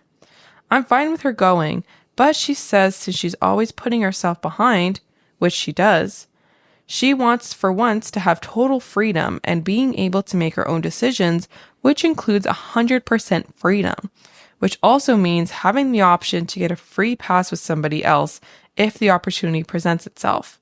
She says she doesn't want to just go out and do it and probably won't, but having the option is important to her since it means total freedom. And she wants to have it one time before we have kids or get on more in life, and she'll regret not being able to have complete freedom for once. On her 3-week trip, she said she didn't do anything, but said there was a situation that she probably could have gotten intimate with somebody if she would have been single. I don't know what to do or think. I don't really understand her perspective since she's the one pushing for us moving together to get a bigger place, having kids eventually, and so on. She said she missed me and wants to grow old with me, but she needs total freedom just once. She's ready to put the relationship on the line if I don't accept it or grant it. She realizes it's crazy, but it's just the way she feels. She wants to put herself first for once and feel free before she regrets it later in life. I would get a free pass as well, but she doesn't want to know if it happens. I'm more than confused and overwhelmed by the situation. Can any female understand her way of thinking and explain it? I hope I was able to summarize it understandably. Any advice or thoughts would be appreciated. Well, you're the female in this situation, so let's get your perspective first. I don't think it really matters, female or male. I don't know. But my perspective would be no. You could say yes if you're comfortable with it, if that's your prerogative, but it doesn't seem like you're comfortable with it. So you're here for advice. Yeah. So my advice would be no. Like if she came back, if you said yes and she came back, whether she told you she did something or not, let's say she did tell you, you're going to resent her. You're not going to trust her anymore. Mm-hmm. You're going to be second guessing everything. You're going to be less trustworthy. You're going to be tracking her. You're going to be wondering who she's going out with, if she's actually going out with her friends. You're just going to be second guessing everything. And same with vice versa. If she doesn't say that she did anything, or if she says that she didn't do anything, you're going to question that because you gave her the freedom to do that. Mm-hmm. I don't know. It seems like she probably has an emotional connection with somebody at the surf camp. Mm-hmm. and she wants it for a specific person. I don't think she wants it because she wants freedom, or she wants to have the experience before she gets locked down. Like, I don't think that that's the case here. And yeah, you're not comfortable with it, so say no. Better yet, break up with her, because if she's saying this will put your relationship on the line if you say no, then you get ahead of it. That's giving me more reason to say no. Exactly. Like, wait, you're blackmailing, basically. Like, if you're I don't you're say giving yes, an ultimatum. if I don't let you cheat on me with me knowing, then you're going to break up with me, an ultimatum. I'm like, let's just not move in together. Yeah. Like, you had freedom before we started dating. Exactly. If you wanted the freedom, why did we start dating? No. Now you just want to go sleep around. Everybody, go find a boyfriend who wants a non-monogamous relationship. Yeah. That's what it seems like you want. So cool. You get 3 months of banging whoever the fuck you want, and I get a one-time pass that you'll never even know about anyway. It's like, the fuck? Am I in a Twilight Zone? Yeah. No, this is not normal if that's the perspective that you want. This is not common in relationships, I would say. I mean, like, yes, there are like polyamorous relationships where like it's a mutual agreement. Yeah. But this is not the case here. Exactly. And she wants it to be a one-time thing, which gives me... And she's threatening your relationship over it. Yeah, exactly. Like, I'm going to break up with you if you don't approve this. So you're like, so I don't have a choice then? Exactly, yeah. You're not leaving me with a choice. Yeah, so I would get ahead of it and break up with her. Let me read the top comment before the edits. Top comment... She met a guy at the first surf thing, wanted to fuck him, so came home for permission and to repack her bags. Period. That's what happened. Okay, there's an edit. I get a free pass as well. It's not a 3-month pass, it's a one-time pass. Her response to my pass was she would be heartbroken if I use the pass, but she has to live with it. But she doesn't give a fuck if you're heartbroken. But she has to live with the consequences of her actions. It's unlikely, but not impossible, she meets the guy again since she wants to go for other countries than before. Unless it's planned they meet there. I'll try to find out. For sure it is. Thanks for all the replies. It's just too many. I'm fucking done. Ooh. I'm done. Take your shit to your surf camp and go be in a new relationship. I'm canceling the lease. We're not moving in. Bro, luckily she did this before you guys move in together and you're on the hook for half of the shit. Update. Thanks for all the replies. Didn't expect it to blow up like that, especially the longer and serious replies. I have to admit, some of the others made me laugh, which I definitely needed. Sorry to all the women for my choice of words. English isn't my first language. We're currently still on a 2-day no-contact arrangement, which I gave her to think properly and to reconsider what she said and ask from me, and so I would have time to process. I made my decision within a split second to break things off after she brought it up, if she is sticking to the idea. I'm still breaking up with you regardless. Yeah. I'm also convinced we can't continue like this if she drops the idea since she put the relationship on the line. But I need some time to process what has even hit me. I asked for a woman's perspective because I couldn't make sense of it, and neither could the friend that I asked. He was baffled since he knows her and couldn't make much sense of it either, but I'm open to any perspective. It's like she did a 180 in those 3 weeks, and I don't recognize her. I can't wrap my head around it because she was the most loving, empathetic, and caring person/partner. The type other people are jealous of. I don't want to defend her, but I don't think she's cheated on her last trip. Call me delusional, I don't care. But she came back and communicated her thoughts and feelings. I'm ready to talk about anything, but putting the relationship on the line and giving an ultimatum isn't the way. But you guys definitely opened my eyes with her probably meeting that same person on the second trip. I don't think she would get into a relationship, as some suggested, and use me as a backup when things don't work out, because it's unlikely she met somebody from our country/city, as she won't relocate because of her family and job.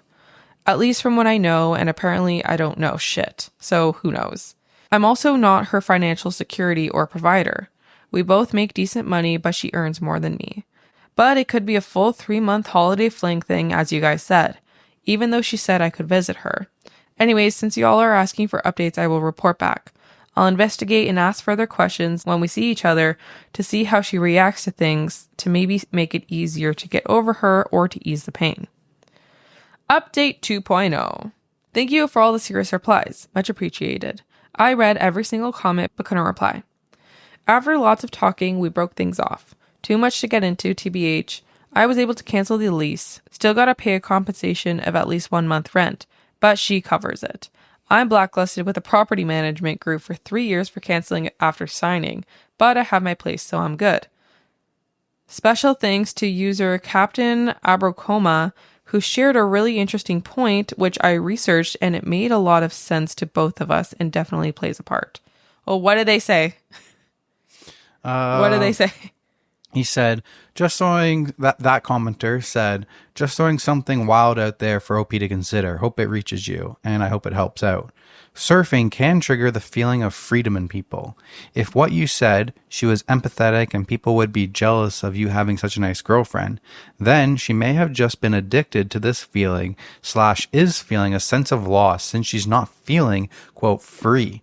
Feelings can be addictive. I've heard that a lot and could maybe one or even the leading reason she is acting like this. To be honest, people like that tend to regret their actions later down the line after they come to their senses or may continue to cope by continuing the activity / activities that provide / provoke such a feeling. You should talk to her about it and warn her of it. If you wish, honestly, depending on how you tell her this, may save your relationship or break it.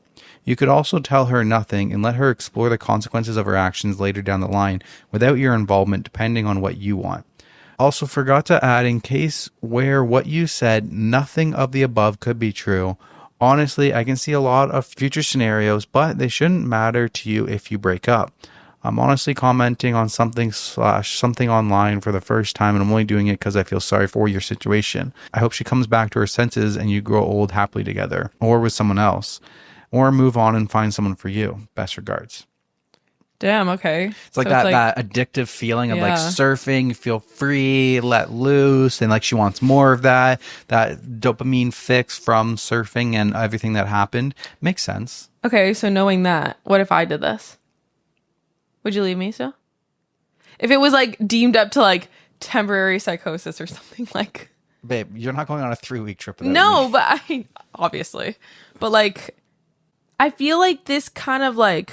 I feel like it would depend on the timing of our relationship. If you had done this back when we were moving into our first apartment together. Yeah, I guess. And then you want to, I would break up with you. 100%, I would have broke up with you.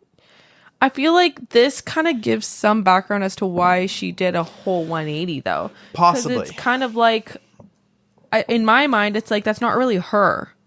Yeah, no, twisted, what twistedness. Yeah, like if this was back when we were first moving in and you went on a 3-week trip and you came back and you want to take a 3-month trip and you wanted a hall pass and stuff like that, I'd be like, yo, this is not the relationship that you want to be in. If this happens to you in 10 years after we've been married for 10 years, and then we can talk about things about living the rest of our lives together and such cases.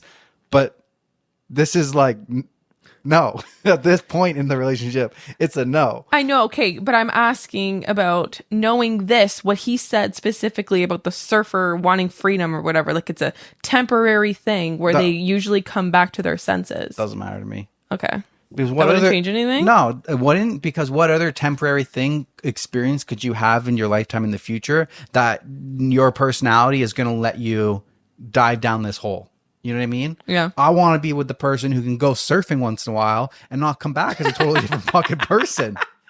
So true, though. Like, you know what I mean? You go to the beach in the morning, come back, you're like, yo, I want a hall pass. Like, I'm sorry. I'm going to go rob a bank. Yeah.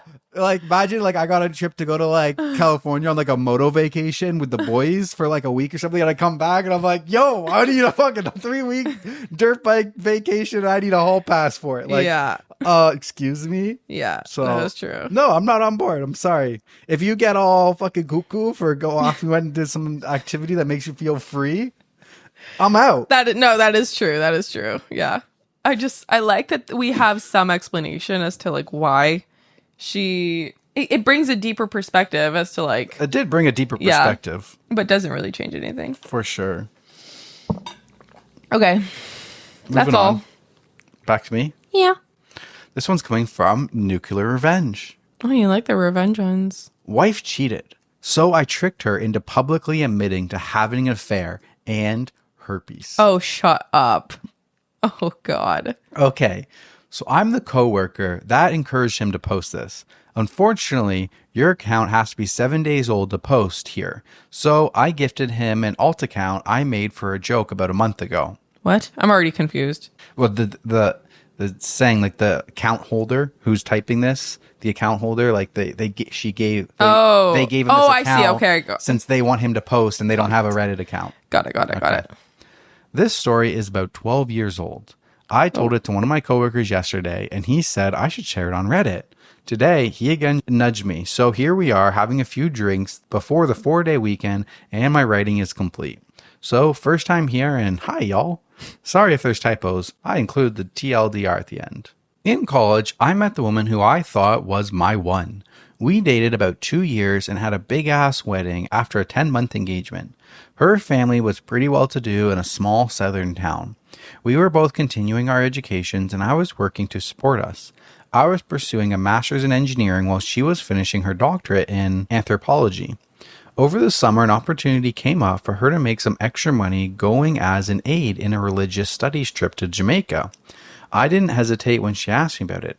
I mean, she was going to get to visit Jamaica and get paid for it. I saw no downside other than missing her being at home for 6 weeks.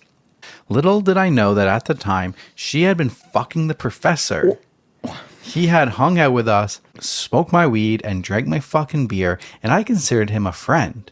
So he had arranged the trip for a couple months, and it was a getaway for them to bang all over the island. I, clueless and happy, went about the weeks while she was gone, taking extra shifts so I could match what she made in our account and surprise her. What a dipshit, right? Damn.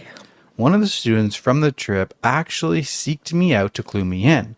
I didn't believe him until I started looking for evidence on my own. I broke down and checked her text while she was sleeping, and nothing was there. There were a few voicemails, so I decided to listen, and there it was. A message from that giant asshole saying how exciting it was that I almost caught them. I opened up her laptop and hit the emails after that. It was piles and piles of shit, making fun of me for not knowing, fucking in her bed and laughing about it. There was so much, and I was heartbroken. Still too hurt to take any action, I was lost. I had no idea what to do, so I sat on it for a couple weeks and acted as normal as I could. I noticed everything now. I felt so stupid for not seeing it before. There's so many signs. One stuck out in particular. I noticed that our stash of homemade weed lube. If you'd never tried it, I highly recommend giving it a go. What? The lube... Sorry. Yeah. Wait, I'm curious. Yeah, you can make lube out of weed? Okay, interesting. So the lube was going down even though we weren't having sex. It was obvious that they were also using the fruits of my labor to get off more effectively. This really pissed me off, like unreasonably so. Hulk fucking mad. It finally all hit me. I was a goddamn joke to these assholes, and they were using the lube I made and fucking in my bed. Didn't hurt anymore, and I just wanted to make them hurt. So, while she was studying at the library, I made a new batch of lube. I put enough weed in it for it to smell like normal, but also added some poison ivy from our backyard to the mixture. And after refilling the spray bottle we used for the application, I waited. A few days go by and I'm working extra shifts so I can be out of the house more, and bam, bait taken. That night, after she goes to sleep, my plan goes into action. I sneak her phone away and delete my contact, while replacing his phone number in his contact as mine. I go to bed but can't sleep because it feels like I'm 5 and tomorrow is Christmas. Dawn arrives and she's in the shower. I get a text. I'm super itchy. Are you okay? Now, Lord, now is my time. I text back. Look, I thought I had it cleared up, but I guess I had a flare-up. I'm sorry, but I've got herpes, and I guess you do now too. I heard this bitch squeak in the shower. I'm covering my mouth, damn near losing it. I went on to tell her that it was time to end things now. A new semester was about to start, and I kind of have a little crush on another teacher's assistant. I wanted her mad. This was a woman that never got told no growing up, and never had a deal of rejection, let alone from a balding dude in his 50s with herpes. When she got out of the shower, it was obvious she had been crying, but I could see the anger in her eyes. I could see how uncomfortable she was squirming at the table drinking coffee and mulling the situation over. Another little nudge is what she needed. The reply she got to her pages and pages of anger and sadness was, quote, "Thank you for the good times, but can you keep this a secret between us? I don't want to ruin my chances with anyone else." Oh my. Wait, that's wild. She's flush with anger now, just seething. She gathered her keys and headed out the door without even saying goodbye. I knew where she was going. I booted up her laptop and set it to reformat, deleting her dissertation and any notes pertaining to it before following her to campus. I parked a few lots over and rush over to his office, where I find her screaming at him for giving her herpes. There's lots of people there. Professors, aides, students, other faculty. I'm dying. He is beyond embarrassed and confused as fuck. She is ugly, crying in front of her peers. I'm in heaven. I didn't even care that people were going to think that I had herpes too. The fallout was apocalyptic in their department.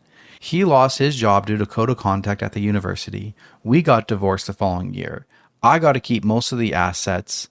She never finished her doctorate, went on to be a perpetual pregnant housewife that sells Herbalife on Facebook, and he teaches high school now. It took a few years for it all to unfold, but watching it was glorious. That is probably the best revenge story. The revenge stories are so good. I need to look into the subreddit more often. Yep, it is a pretty good one. And then at the bottom of the post, if you want, he gives you the instructions on how to make the weed lube. What the heck is puts weed a note lube? at the bottom that says poison ivy is optional, not recommended for self-use. Poison. I guess it's lube made from What did it gets you THC. high? I guess that would be the point. I don't know. No, I just think it, because they make a lot of stuff out of like But what would be the stuff. benefit of it? What's it? No, it's not weed. What is it? What It's is it called? Not THC. It's not weed. It's not THC? No, it's the non Yeah, I know what non-high it is, one. but I don't. the non THC version. Hemp. No, there's another word for it. I'm thinking hemp. Hemp Okay. is my word, but yeah. Apparently it helps with cramps. All right, so there's the instructions, and then after the instructions, there's a description that his current amazing wife wrote for a friend wanting to try it. At first, you can feel the warmth building up. Everything feels more intense to the touch. The waiting between application and playtime is a wonderful mystery. As time progresses, the butterflies in the pit of your stomach become more active, while feeling self-awareness as the sensations and sensitivity increase. Walking becomes part of the foreplay. The action causes more friction and heat to build up. As your spouse begins touching at your neck and shoulders, the warmth rises to your body, sending chills down your spine. Each touch becomes more euphoric than the last until foreplay is done. From there, enjoy complete euphoria in your partner's embrace. Yep. Application: 8 to 10 total sprays. Use 2 to 3 on your fingers at a time.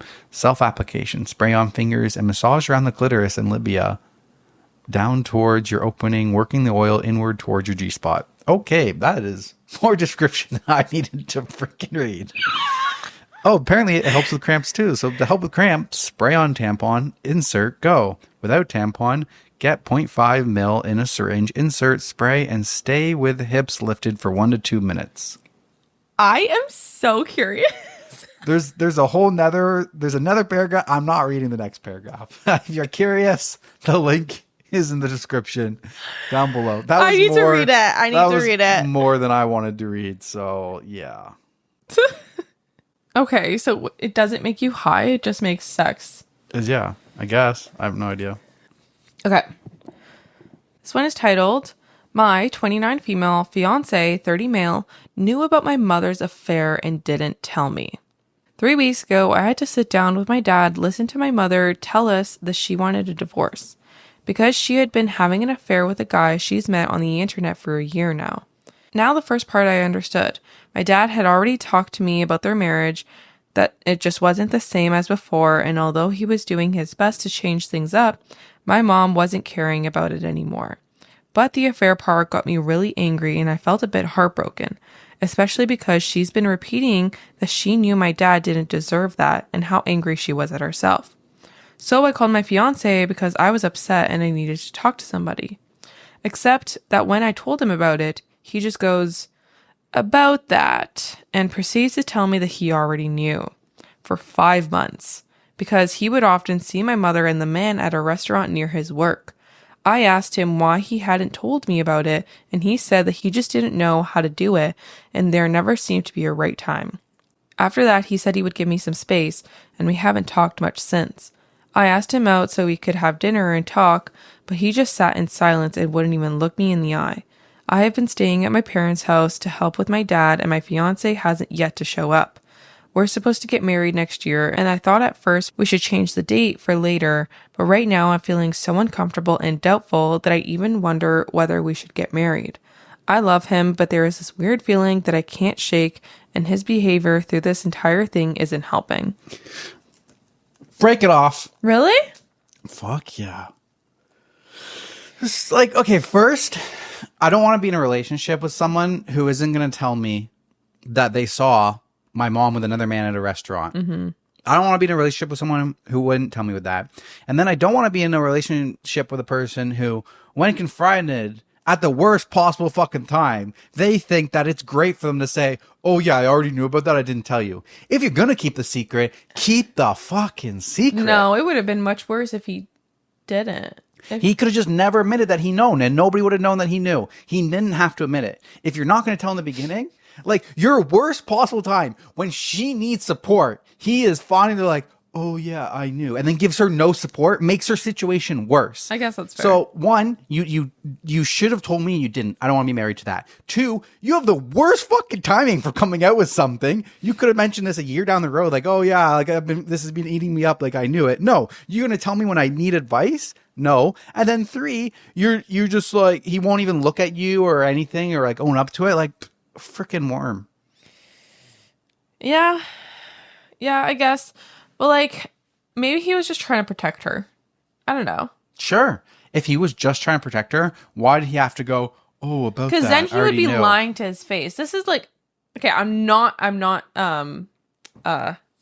defending him. But you are. I'm just trying to give another perspective that Sure. Maybe he Devil's wanted advocate. a little devil's advocate.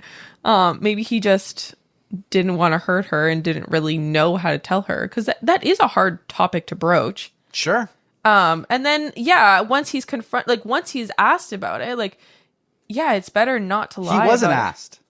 No, okay, she did sorry. not ask him shit. Okay. She called him to fill him in for support. Then it would be lying, though, if he didn't bring it up. But this is like He's lying already by omission. been lying. This is lying by omission, I guess. Not that it's okay. Uh-huh. I No, keep going. no, I do agree. Keep digging. I Keep going. Keep digging. I do agree that he is in the wrong here. Can you imagine like having to tell me? Yep. If my parents were I someone can imagine. And I would do it the exact same day. I would too. So you're digging the freaking hole over there. Okay. I'm on your side.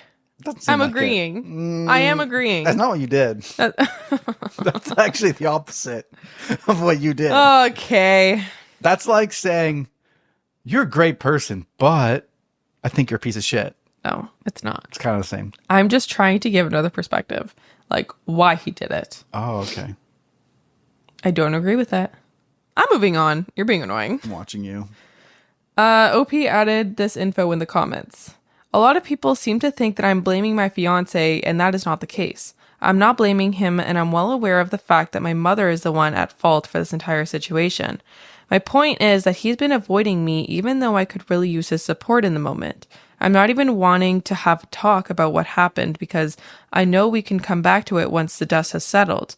I just wanted someone to talk about mundane things with, and to also try to keep my mind away from the entire mess that's going on right now. But it seems I'll have to keep trying until then. She's just like, her fiance's like, "I suck, so I'm just going to disappear." It's like, I fucked up and I should have told you and I didn't. And then when I admitted it, and then I'm just such a terrible person, I'm just going to go hide in this corner anymore. And he's like, he won't even talk to her anymore. He's like so ashamed. of himself. Yeah. One of the top comments says, "It's your mother that's put everyone in this situation. She wasn't even being discreet. All that he saw her so many times, but he never saw him. And very poor timing for her to announce this right before your wedding. I am sorry you are the one who got really screwed." OP replied, "From what he said, she saw him twice." Wait, she saw him? During both times, she was just talking with the guy, so that's why she probably thought he didn't see anything besides that, except he did. Or maybe she just didn't care. So they both saw each other. Or maybe she typed it wrong. I don't know. I think they saw each other. Another comment, "How much did he know? Just seeing your mom with other guy at a restaurant doesn't necessarily mean it's an affair. Could be a work lunch/meal or whatever." OP replies, "Sometimes they were just talking. Other times things evolved to hand holding and kisses." Like, I get all of the defense arguments for the guy. I can understand where you're coming from, but I think you're all wrong. I'm not on his side. Sure. I'm not. Why are you trying to paint me out to be this bad guy? Roll the tape. Okay. What is it that you say? You say roll the tape? Yeah. Roll the tape. But I'm not. All right. This one, if you did this to me, I would be rethinking our situation right now, because I would be thinking, well, why didn't you tell me? Why did you feel like we can't have a conversation? You can't tell me. And then I'd be thinking, this is your timing. You're going to admit to it now. Your timing's shit. I need support at this moment. Why are you just telling me this now? And then you give us space and you ignore me. And then when we go to breakfast, you can't even look me in the eye. Yeah. I'd be like, who are you? Another comment says, "I'll play the devil's advocate. Would you have believed him? What would you have done in his place? Also, perhaps he thought, quote, 'not my monkey, not my circus,' and he decided that he shouldn't meddle in his in-laws' relationship." Not my monkey, not my circus. Cool. Then your fiance is not your circus, and you can see yourself out from the circus and not get married into the circus. You are now out. It's not your circus. Place yourself on the outside of her life. OP replies, "To be honest with you, I would have believed. As I said in my post, I knew my parents' marriage wasn't in a good place at all. I'm not going to sit here and pretend that infidelity wasn't something that I wondered about, even though I would rather think that my parents weren't capable of that. After a while, you notice things and some ideas become not so far-fetched anymore. So yeah, I would have believed, and I would rather he commented on these meetings he had witnessed and then went to the more incriminating stuff." So there's an update that comes 3 months later. Making this update so I can move on from that. Not a happy update, but here we go. After making the post, I realized that maybe I was being accusatory and that I should try being more open with him. I invited him to my place so we could have an honest talk. He didn't show up and instead decided to call me. I was already having a hard time, so this didn't sit right with me, which led to us arguing through the phone and ended up with my now ex-fiancé revealing that he had been having an affair himself with a woman from work. The fuck? The entire thing had been going on for almost a year, and at first he thought it was just a one-time thing, except it just kept happening, and he figured out that he had feelings for her. It was around the time that he had moved to his friend's place, so he could take her there whenever his friend wasn't home, which was often. This was why he didn't tell me about my mother's affair. He felt guilty, and he started feeling paranoid. After the whole thing blew up, he got scared and was trying to do damage control, including trying to break up with her. Except he didn't want to break up with her, so it was going to be me instead. We last spoke to each other in November once he finished canceling the stuff that was already planned. He wanted to keep contact in the future, which I denied. I moved closer to where my dad lives. His divorce still isn't finished, but it'll get there.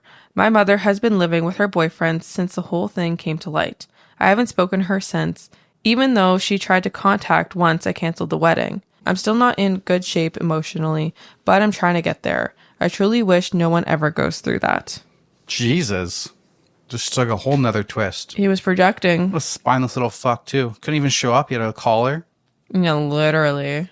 See, all my things that I said before, they're all red flags on this dude's personality. This was probably a blessing in disguise for her, actually. Like her Literally. mom coming clean with her affair. Perfect timing. Right? Before they got married. Let the guilt get to him. It's fucked up. Top comment. How the fuck do people find people to date and others to have an affair with? Like, I'm struggling to find people actually interested in a relationship, but everyone is out here at the cheater's cheesecake. Jesus. Cheater's cheesecake. It's a lot of effort to go through all that. It is a lot of effort to leave, like, to lead a double life like that. Are you freaking Hannah Montana? Like, I don't get it. Is it worth the thrill? I guess to some people. Crazy. All right, moving on. All right. This one's coming from r/cheating_stories. My ex tried to cheat. Didn't work out for him, though. After some time, my ex would sleep with his phone in his pocket. Weird red flag, but I never said anything. What? When I noticed he wouldn't even pull up his phone in front of me, I knew something was up. One night, it slipped out of his sweats, and I woke up with it near my legs. I was just going to put it on the charger, honestly, but I saw he had a bunch of notifications and messages from a dating app. Man, I wanted to slap him awake, but I didn't. So I created a profile using a friend of mine's pictures that he had never met, and I had her approval. She was his type 100%, and I knew he loved blue eyes. So when we matched like I knew we would, we got to chatting. We talked for about a week before I suggested meeting up. Flirting, sexual stuff. He told her, actually me, that he was single and lived with a friend. So I suggested him paying for hotel rooms so that we could fuck. He said he would. We picked a spot. Mind you, I paid for everything because he was unemployed after losing his job. Oh my God. He drained my savings account over the year with manipulation. Quote, we're family. We take care of each other when we're in tough spots. He would say this whenever I told him I didn't have extra money. I paid my student loans, all the bills of a one-bedroom, and the food. This boy had the ballsack to ask me for money in person, that his mom's birthday was coming up and he wanted to buy her something nice. So I gave him $50. Just because it was hilarious at this point. I still think about the smile on his face in that moment. That weekend he left, said he was going to his mom's, that he'd probably stay the night. I kissed him goodbye and told him to have a great time. Then I packed up all of his stuff and left it outside. I live in a US city, so it went fast. Got the locks changed. He messaged me a few times on the app. I told him I was running late because I wanted to, quote, look perfect. But I was coming and I'm so sorry. My friend also sent me some sexy pictures to send to him that didn't include her face. I even talked him into jerking off and sending me a video. Oh my God. Then, after making him sit till about 1 a.m., I messaged him from the dating app with a picture of his belongings being rummaged through by a homeless person, and to enjoy his stay at a hotel. As soon as my phone rang, I blocked his number and went to bed. He was outside my door the Monday I came home from work, ugly crying, begging, telling me he was homeless and he had nowhere to go. When I wasn't having it, he got angry per usual. Once he started grabbing and trying to get in my apartment, I called the police, filed a restraining order because he did threaten my life and my pets for putting him out. Not the freaking pets. Found out he ended up moving a few hours away where his only family is and has a job. Hopefully he learned something. Jesus Christ. Oh my God. One thing that these cheaters have is the freaking audacity. The audacity. That maybe you wouldn't be homeless if you didn't cheat. Like, maybe you should think about that before you cheat. Like, what would happen if she found out? Would I be homeless? Maybe I shouldn't do this. Right? Oh boy. People are just like, it's natural selection at this point. Like, if you're dumb and stupid, like, you're gonna have shit outcomes come to you.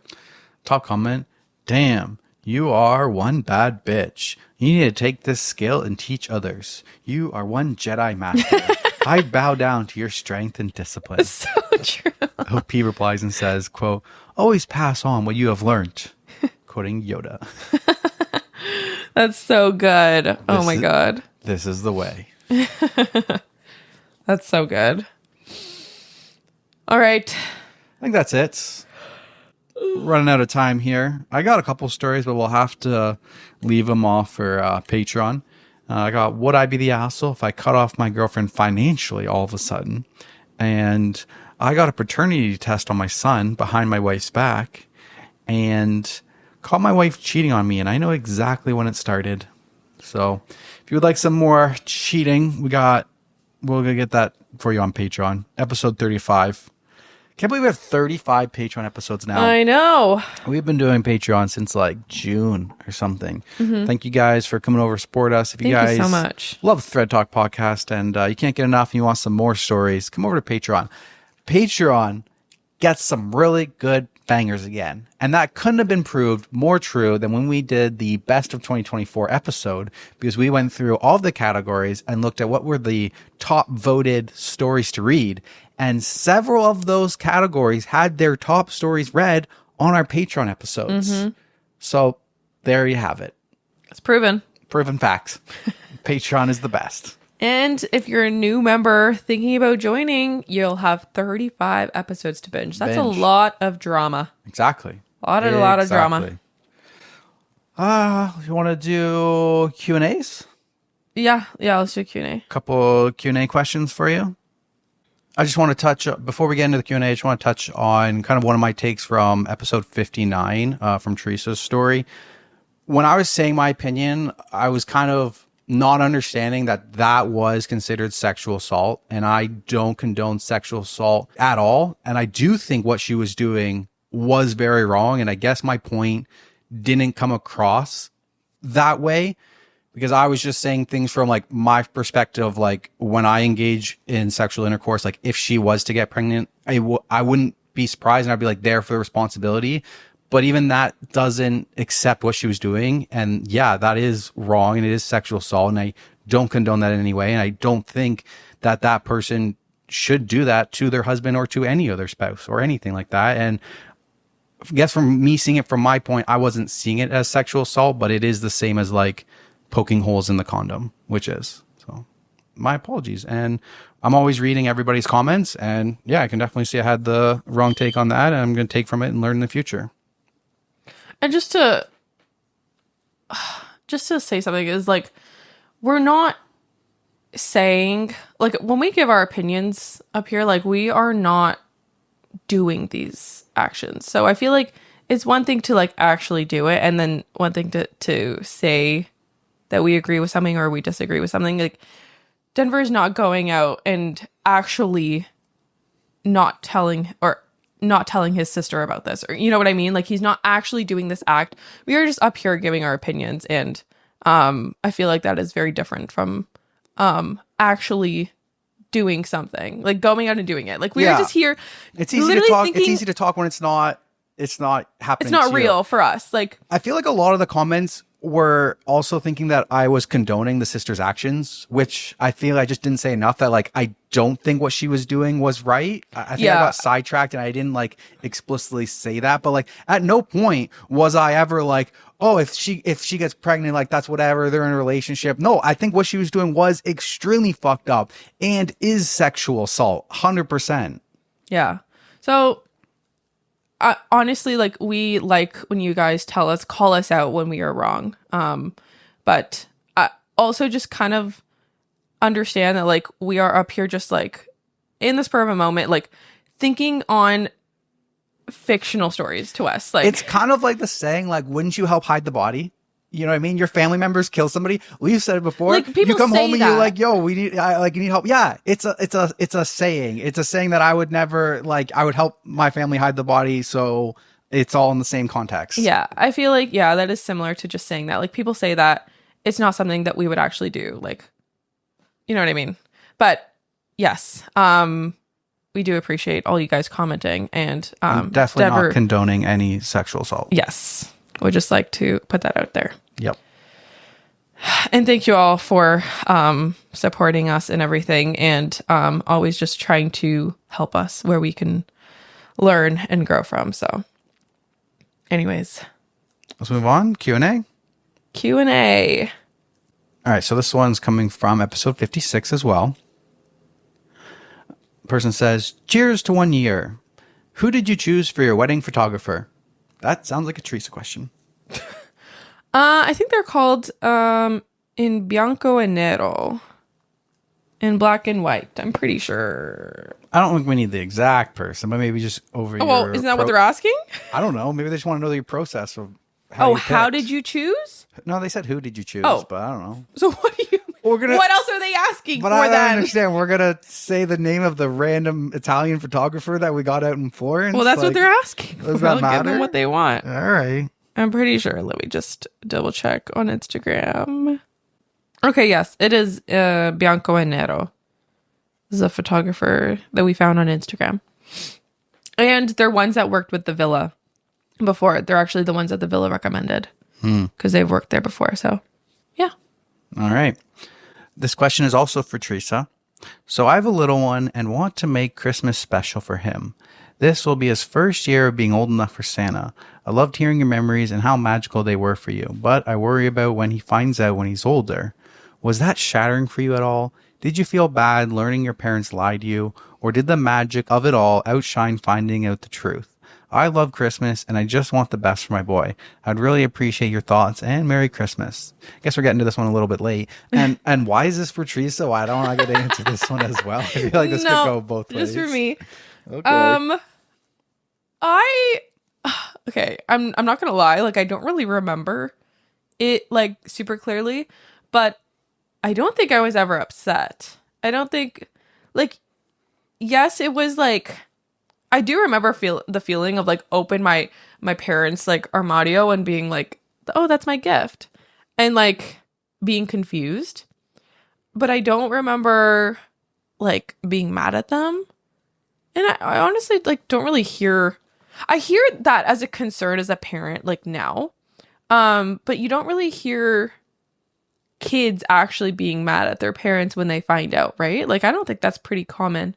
Yeah, I don't know. To like hold it against your parents for like keeping the magic alive. You know what I mean? Like, and if it is, it'll be temporary. It'll be temporary. Last. It'll go away. Once they get gifts again the next Christmas, they'll be fine with you. Like, they're only going to be sad. They're not going to be like mad or anything. So hopefully. I don't know.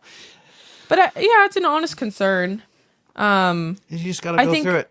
But I think the like pros outweigh the cons. Like the pros of like keeping Christmas alive and like, I don't know, having him believe in Santa, like talking to his friends about Santa, like at least he's like in with the rest of society. You know what I mean? I feel like where if you don't tell your kids, or sorry, if you tell your kids right away Santa's not real and all your friends are lying to you, like even before they have the opportunity to pretend that there's a fake Santa, then it's like worse. Then you're just making them to be like the weird kid at school. Just let it flow naturally, because I feel like the only reason that Santa exists is because children don't see all of the details of life. You know, they only see like the bubbly things. Like there's lots of things out there like that show that Santa isn't real, but it's like the magic that you build up, and it's like in a kid's head, that it's a kid's imagination that lets it become a reality. Yeah. Because if they actually saw a reality, they would see everything that we see now, and it wouldn't be whatever. But it's a kid's imagination that like lets it come to life. So you just let them flow. You know what I mean? Like they go to school and they talk about Santa, and the other kids talk about Santa, and it's just like the flow of kids' imagination. That's all you're really doing. Just let their imagination flow. Yeah. I mean, we're not qualified in any way to give parental advice. We actually don't know shit about fuck, but that's what we got for you. You asked, we answered. All right, so this next one is from episode 57. I listened to this podcast a bit late because of Christmas, but I have a question. You guys read a lot of Reddit stories, but which was the one that you'll remember forever and why? The boob job one. Again? Yeah? Well, I think that's the one that comes to mind. Okay, let me think of something else unique. I don't know. Why does it come that you remember forever? Why? I just remember because of all the updates and everything. Like that one was like the wildest turn of events. I think too, that was like one of our biggest like TikToks that like skyrocketed like 2 million views. I'm trying to think. Okay, what's yours? The brain tumor. Oh. The brain tumor with the claws one will always stick to me, and I'll remember that forever. And the why is because every time you think someone's acting crazy, I am now like, they have a brain tumor. And then we had another story that was a brain tumor. Yeah. So I'm like, I'm brain tumored over here. You know what I mean? No. I just got brain tumors on my mind. Okay. I'm going to stick with my my answer. Because I feel like if I'm trying to think of something else, then it's not memorable to me. Okay. There's another one. Comes from episode 60 on YouTube from Susan. Love you guys. Found you on Instagram. You guys have an obvious, secure, loving relationship and really seem to enjoy each other's company. I love your banter. On to my question. Do you ever find yourself filming after an argument or a disagreement? And if you do, how are you still able to allow your sweetness to each other come through? I feel like we were just fighting in the middle of this episode at some point. Yes, I mean, like every couple we fight, obviously. But I do feel like, I don't know, this podcast helps us, like, we have fought before we plan to film, and we've never not filmed because of it. We always just like, one time we got in a big one in the middle of an episode, and we like had to like take a break and like stop filming and come back to it and stuff. yes, Yeah. I do remember that. That was like one time. Yeah. Other than that, we take a silent second. We just sit to ourselves for a So minute. Denver and I have this, I don't know if we've ever told them about 2 seconds, but we have this thing called 2 seconds, and it actually came about because of a fight. Cutest freaking love story ever. When Denver and I first started dating, like literally a couple months in, I don't remember exactly, but we were fighting. We were dressed up to go to the gym, and I was bad at communicating. At communication, yes, I was not good. Yeah, at communication. You've come such a long way. And I would, I have, but I would just shut down. Yeah, and it was like we got in this fight that was like over nothing. It just seemed like nonsense to me. I didn't know how to communicate with this, so I was just like, I'm going to the gym. This is a nonsense fight. Doesn't even make sense. If you're still thinking about it when we get back from the gym, that's fine, but let's just go to the gym. Yeah. And I had my shoes on and I was walking out the door, and Teresa was like, I was begging. I was like, please, no, just give me 2 seconds. Just give me 2 seconds. Like, I wanted to talk, right? And I just kept saying like 2 seconds over and over. 2 seconds, 2 seconds. And now that's our thing, is like, and you gave in, and then we like ended up cuddling. I laid on the bed with you. Yes. We cuddled. We talked. And then we talked. That was kind of the start. And because of that, we have like this thing called 2 seconds, where like when we're fighting, if we're fighting and someone calls 2 seconds, like we have to pause and like literally just hug each other. Cuddle on the couch or the bed. Like, wherever the person is that called 2 seconds, the other person has to come. Yeah. Even if they're angry. Yes. And cuddle. Yes. That was a bit of a tangent, but I feel like even before, like sometimes we do argue before we have to film, and we do film, we continue, but like, I don't know, we just get over it as we're filming, because I don't know, it kind of move on. I feel like we're also really good at like communicating our grievances, and we don't really like sweep things under the rug too much. We usually will generally like break down what the issue is now and what each side of it is. 7 years ago, Denver did not. No, correct. I learned through 2 seconds. We kind of learn to like say what our feelings are, and it helps us kind of like work through things faster. Yeah.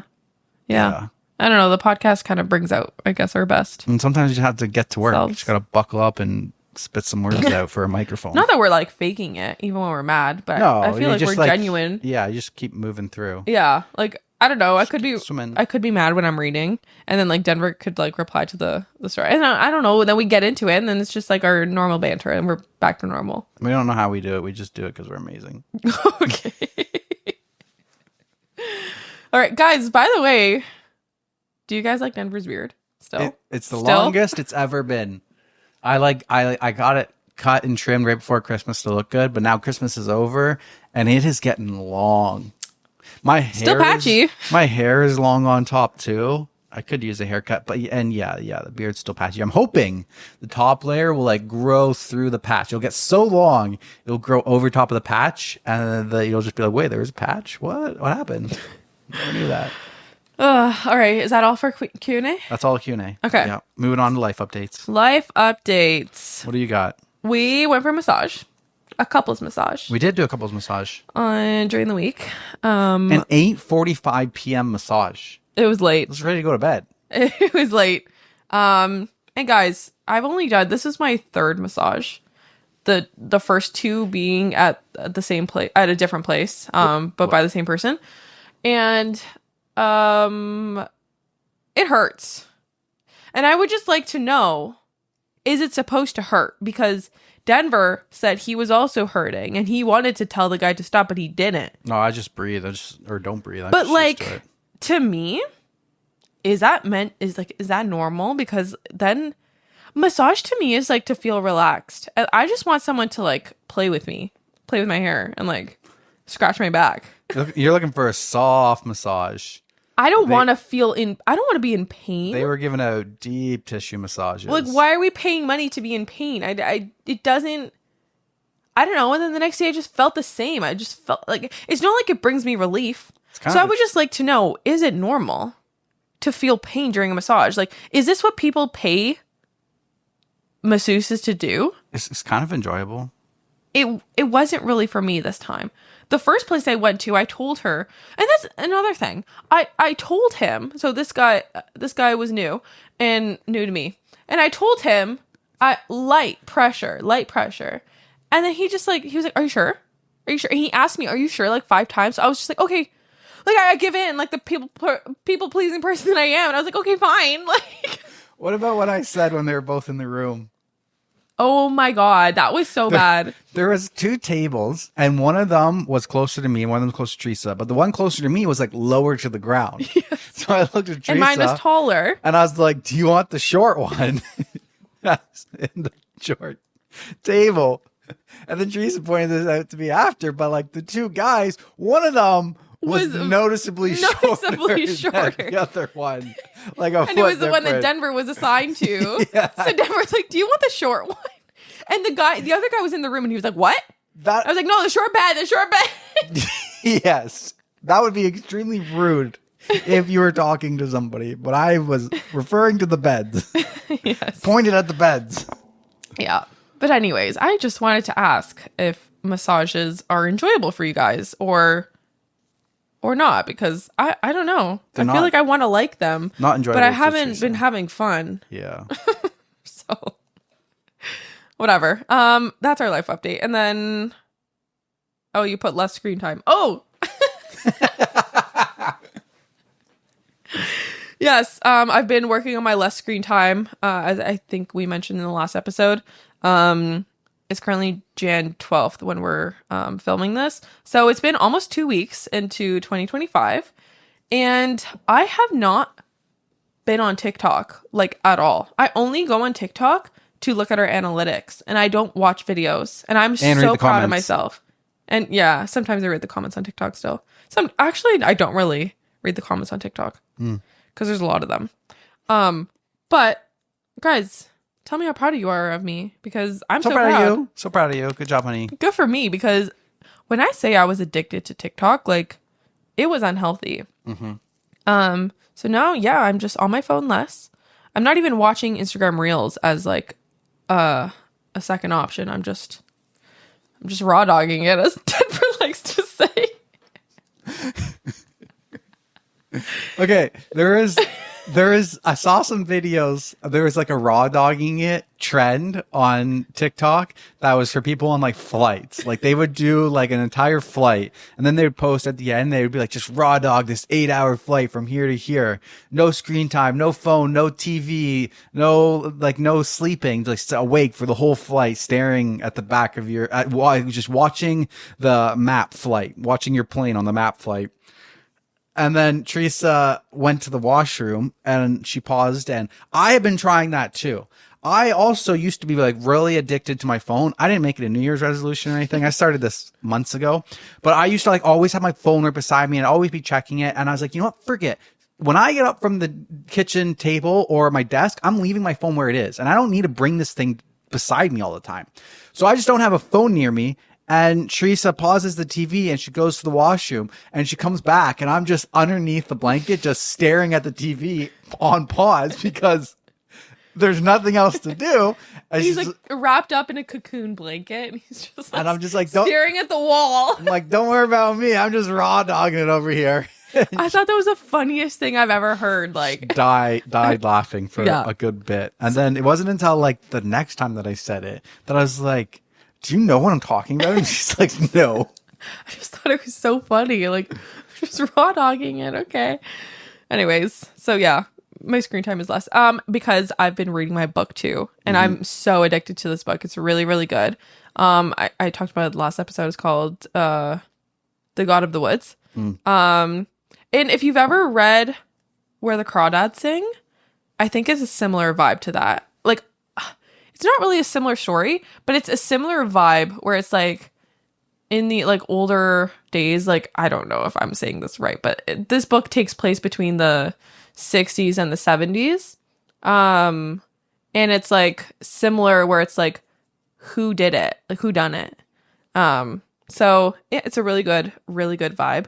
And then I just ordered a new book because I'm almost done, called The Wedding People.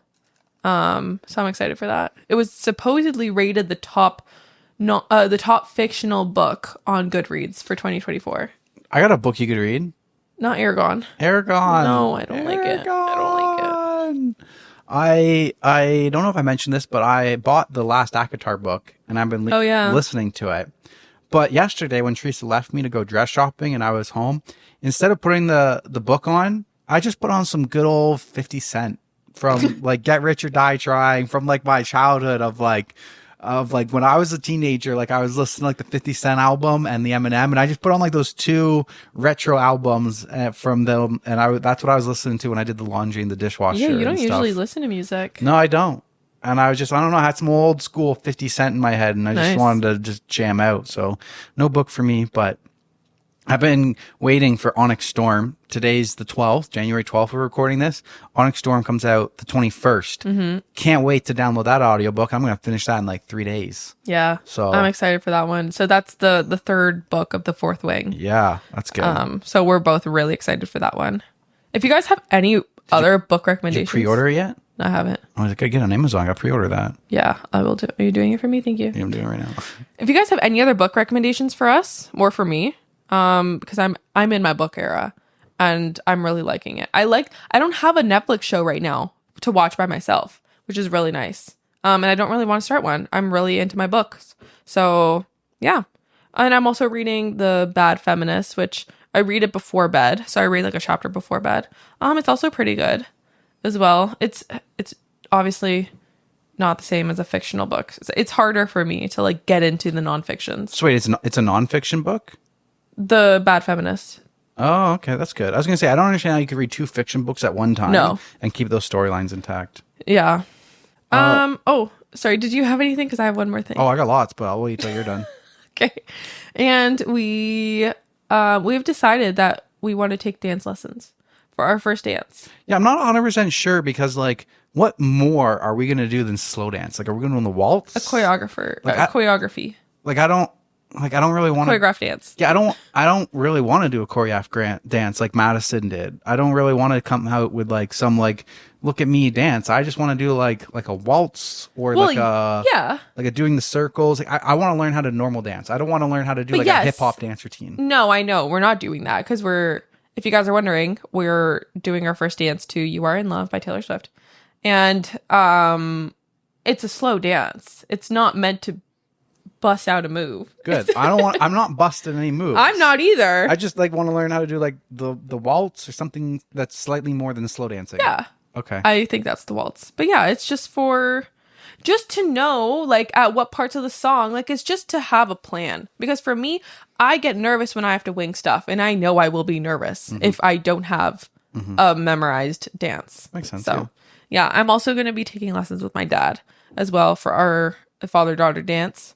Probably just simple stuff as well, because I feel like the father-daughter dance it's not as, I guess, serious.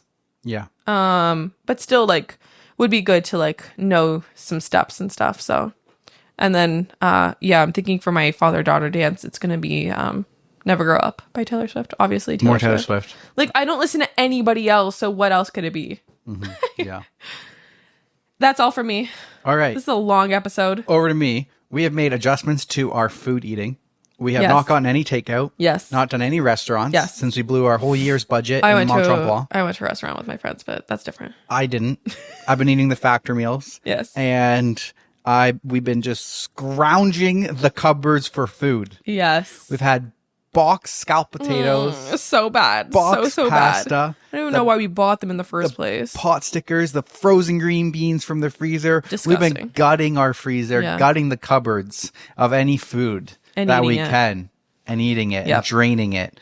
And we've been doing good, trying to like. Save money. I feel frugal, and Yeah. I feel I like it. How long will it last? I don't know, but Yeah, I don't know. And then I've been working on our house plans more. yes. Anybody wants an update like that? I would really like it if we could make the house 100 by 50 feet. I was telling Teresa, I'm like, with the upstairs, we'll be probably around 8,000 square feet. That seems Is that too insane to ambitious? me. It will end up probably like Teresa and I were talking about like what our ideal was, and I was like, don't we want to have like an island? I was like, don't we want a pantry? We want a pantry this time. We live in a tiny condo. We have like no cupboard room. So I'm like, one, I want a giant kitchen that has lots of cupboards so that I can have so much space for where the spatulas go and the mashed potato. We have one drawer for all of that, and it's so cramped. Yeah. I'm like, I want so much space for that. And then we have one drawer that's like for like our bowls and like the KitchenAid and our tubware, and it's a disaster. Yeah. So I'm like, I want lots of cupboards for everything to have their own Designated everything. spot. Designated spot. So then I'm like, why don't we have a pantry inside the house? And then if we have a pantry, what if we put an extra fridge inside the pantry so that the first fridge is just filled with like bubblies and just looks aesthetically pleasing in case any guests come over? And the pantry fridge has like all the ugly fruits and vegetables inside of it and like the leftovers and stuff. And then I was like, imagine if the pantry could be slightly wider, that we could have like an island inside the pantry for like a prep table. Wouldn't that be cool for like hosting? And then I kind of like worked out because I want to make the building large enough so that we can fit our RV inside of the building. And the RV will probably be like 38 feet long. But then I also want to have like a 10-foot section of like a storage area that could be converted on the second floor to like an apartment. So therefore, the building needs to be 50 feet wide. And we could probably shrink this down a bit on like length, but we want the living room to be like open, spacious vibes. That's the one thing that I want. Very open. I don't care how many bedrooms it is. I just want like the living room to be big and spacious. So the way that it worked out with like the size that I want the master bedroom to be upstairs, you make the upstairs in the middle and downstairs. I'll throw some blueprints if you guys are on YouTube. But it basically the way that we came down, I am now at a 5-bedroom. Guys, this probably isn't happening, by the way. Just 3. we're dreaming, okay? So in the main side of the house, there'd be 5 bedrooms, a half bathroom, the master bathroom, and then 2 other so 3 full-size bathrooms, 3.5 bath, 5-bedroom in the main area. And then in the garage, there'd be another like apartment, 1-bedroom with a 3-piece bath. And then the garage itself would have its own 3-piece bath. So we're overbuilding here. We'll have to see how this actually turns out at the end. And then we also have to have an area for like the podcast studio and our workstations. Naturally. So yeah, if you're on YouTube, you got to see some of them. But I've been working on the house plans. I'm now getting into, we're hoping to get the land transferred into our name soon. So after we do that, we got to order up the house plan. So I'm looking to like build my finalized budget. ChatGPT is amazing. It's an amazing tool. Yeah. I literally pasted my blueprint into ChatGPT and I was like, from these measurements, can you tell me how many square feet of drywall that I will estimate need for my house? And then I was like, sick. I was like, from these blueprints, on the average electrical plugs for this house, how much wire will I need? And like, how much will all this stuff be? So I can kind of get like a baseline budget, add a little bit in there for like, I have a really accurate budget. It tells me like, hey, this is the housing, the wiring, different types of wiring that the house use. This is how much feet you'll need of each one. And I could go and price that out. So it's been an amazing tool, ChatGPT. So aside from the house plans, I have my own TV updates. I watched the Chernobyl series on HBO. Teresa did not want to watch that with me. Nope. She doesn't like anything with history, but like, goddamn, the Russians in Chernobyl nuclear reactor was like I've always like heard the lore of it, and playing Call of Duty, they had like Chernobyl like in video games and stuff, but like the actual scale of the destruction that they caused from like through negligence and the way that they designed the reactor was like crazy. And it makes you understand why everybody is scared of nuclear and why nuclear kind of like was supposed to be this huge thing and then died out and now is making a comeback for like other companies. But that was a crazy series. You should have watched it. I'm good. And other than that, I also watched Those About to Die. You thought old times, 1960s? How about 79 AD? Whoa. Roman show, like a gladiator kind of era show. Not for me. And then we watched The Recruit. Did we say that already? We watched The Recruit. I don't know. It was good. And then what show are we on right now? Dead to Me. Dead to Me. That one's been freaking hilarious. It's really good. It has been a roller coaster one. Just Yeah. a good old comedy. Yeah. Just a good old It's like a dark comedy. death comedy kind of Yeah. show, which is pretty funny. And then I just finished the Silo season finale. Oh, you did? I did. I finished it. Was it worth it? It was a pretty good show. It I didn't. don't believe you. It was really good. The season ending was really good. It was a lot slower than the first season. It was a lot slower. And the first season was so slow for me. I'm so glad I didn't continue. Yeah. And it was good. And then my final life update, Supercross happened last night. It was the greatest day. It was the greatest thing ever. Woohoo! Joe Shimoda, my favorite rider, who I got a picture with while we were on our California trip. Woohoo! He won last night. Yes. And then Supercross is really good. Ken Roxon on the podium. Eli Tomac's looking beast mode. Jet Lawrence suffered. And Chase Sexton signed. If anybody else watched Supercross, please let me know. Please. That's all I got. Is that all? That's all I got. Okay. A long ass episode. That's all we got. Thank you guys for coming. We appreciate your support. If you guys have made it this far, thank you so much for listening to all of us, all of our blabbering and everything. Rumblings. And if you really enjoyed this episode, please give us a rating and review on Spotify or Apple Podcast or whatever platform you're listening on. We really, really, really appreciate it. Anything from you? I think that's all from me. That's it. Thank you all so much, and we will see you On next Patreon. week or on Patreon. Okay. All right. Thanks, Bye. everyone. Bye. I'd given a multiple choice test to the class Whiz Kid and the class Dudo both. Class doo-doo. I had given a multiple choice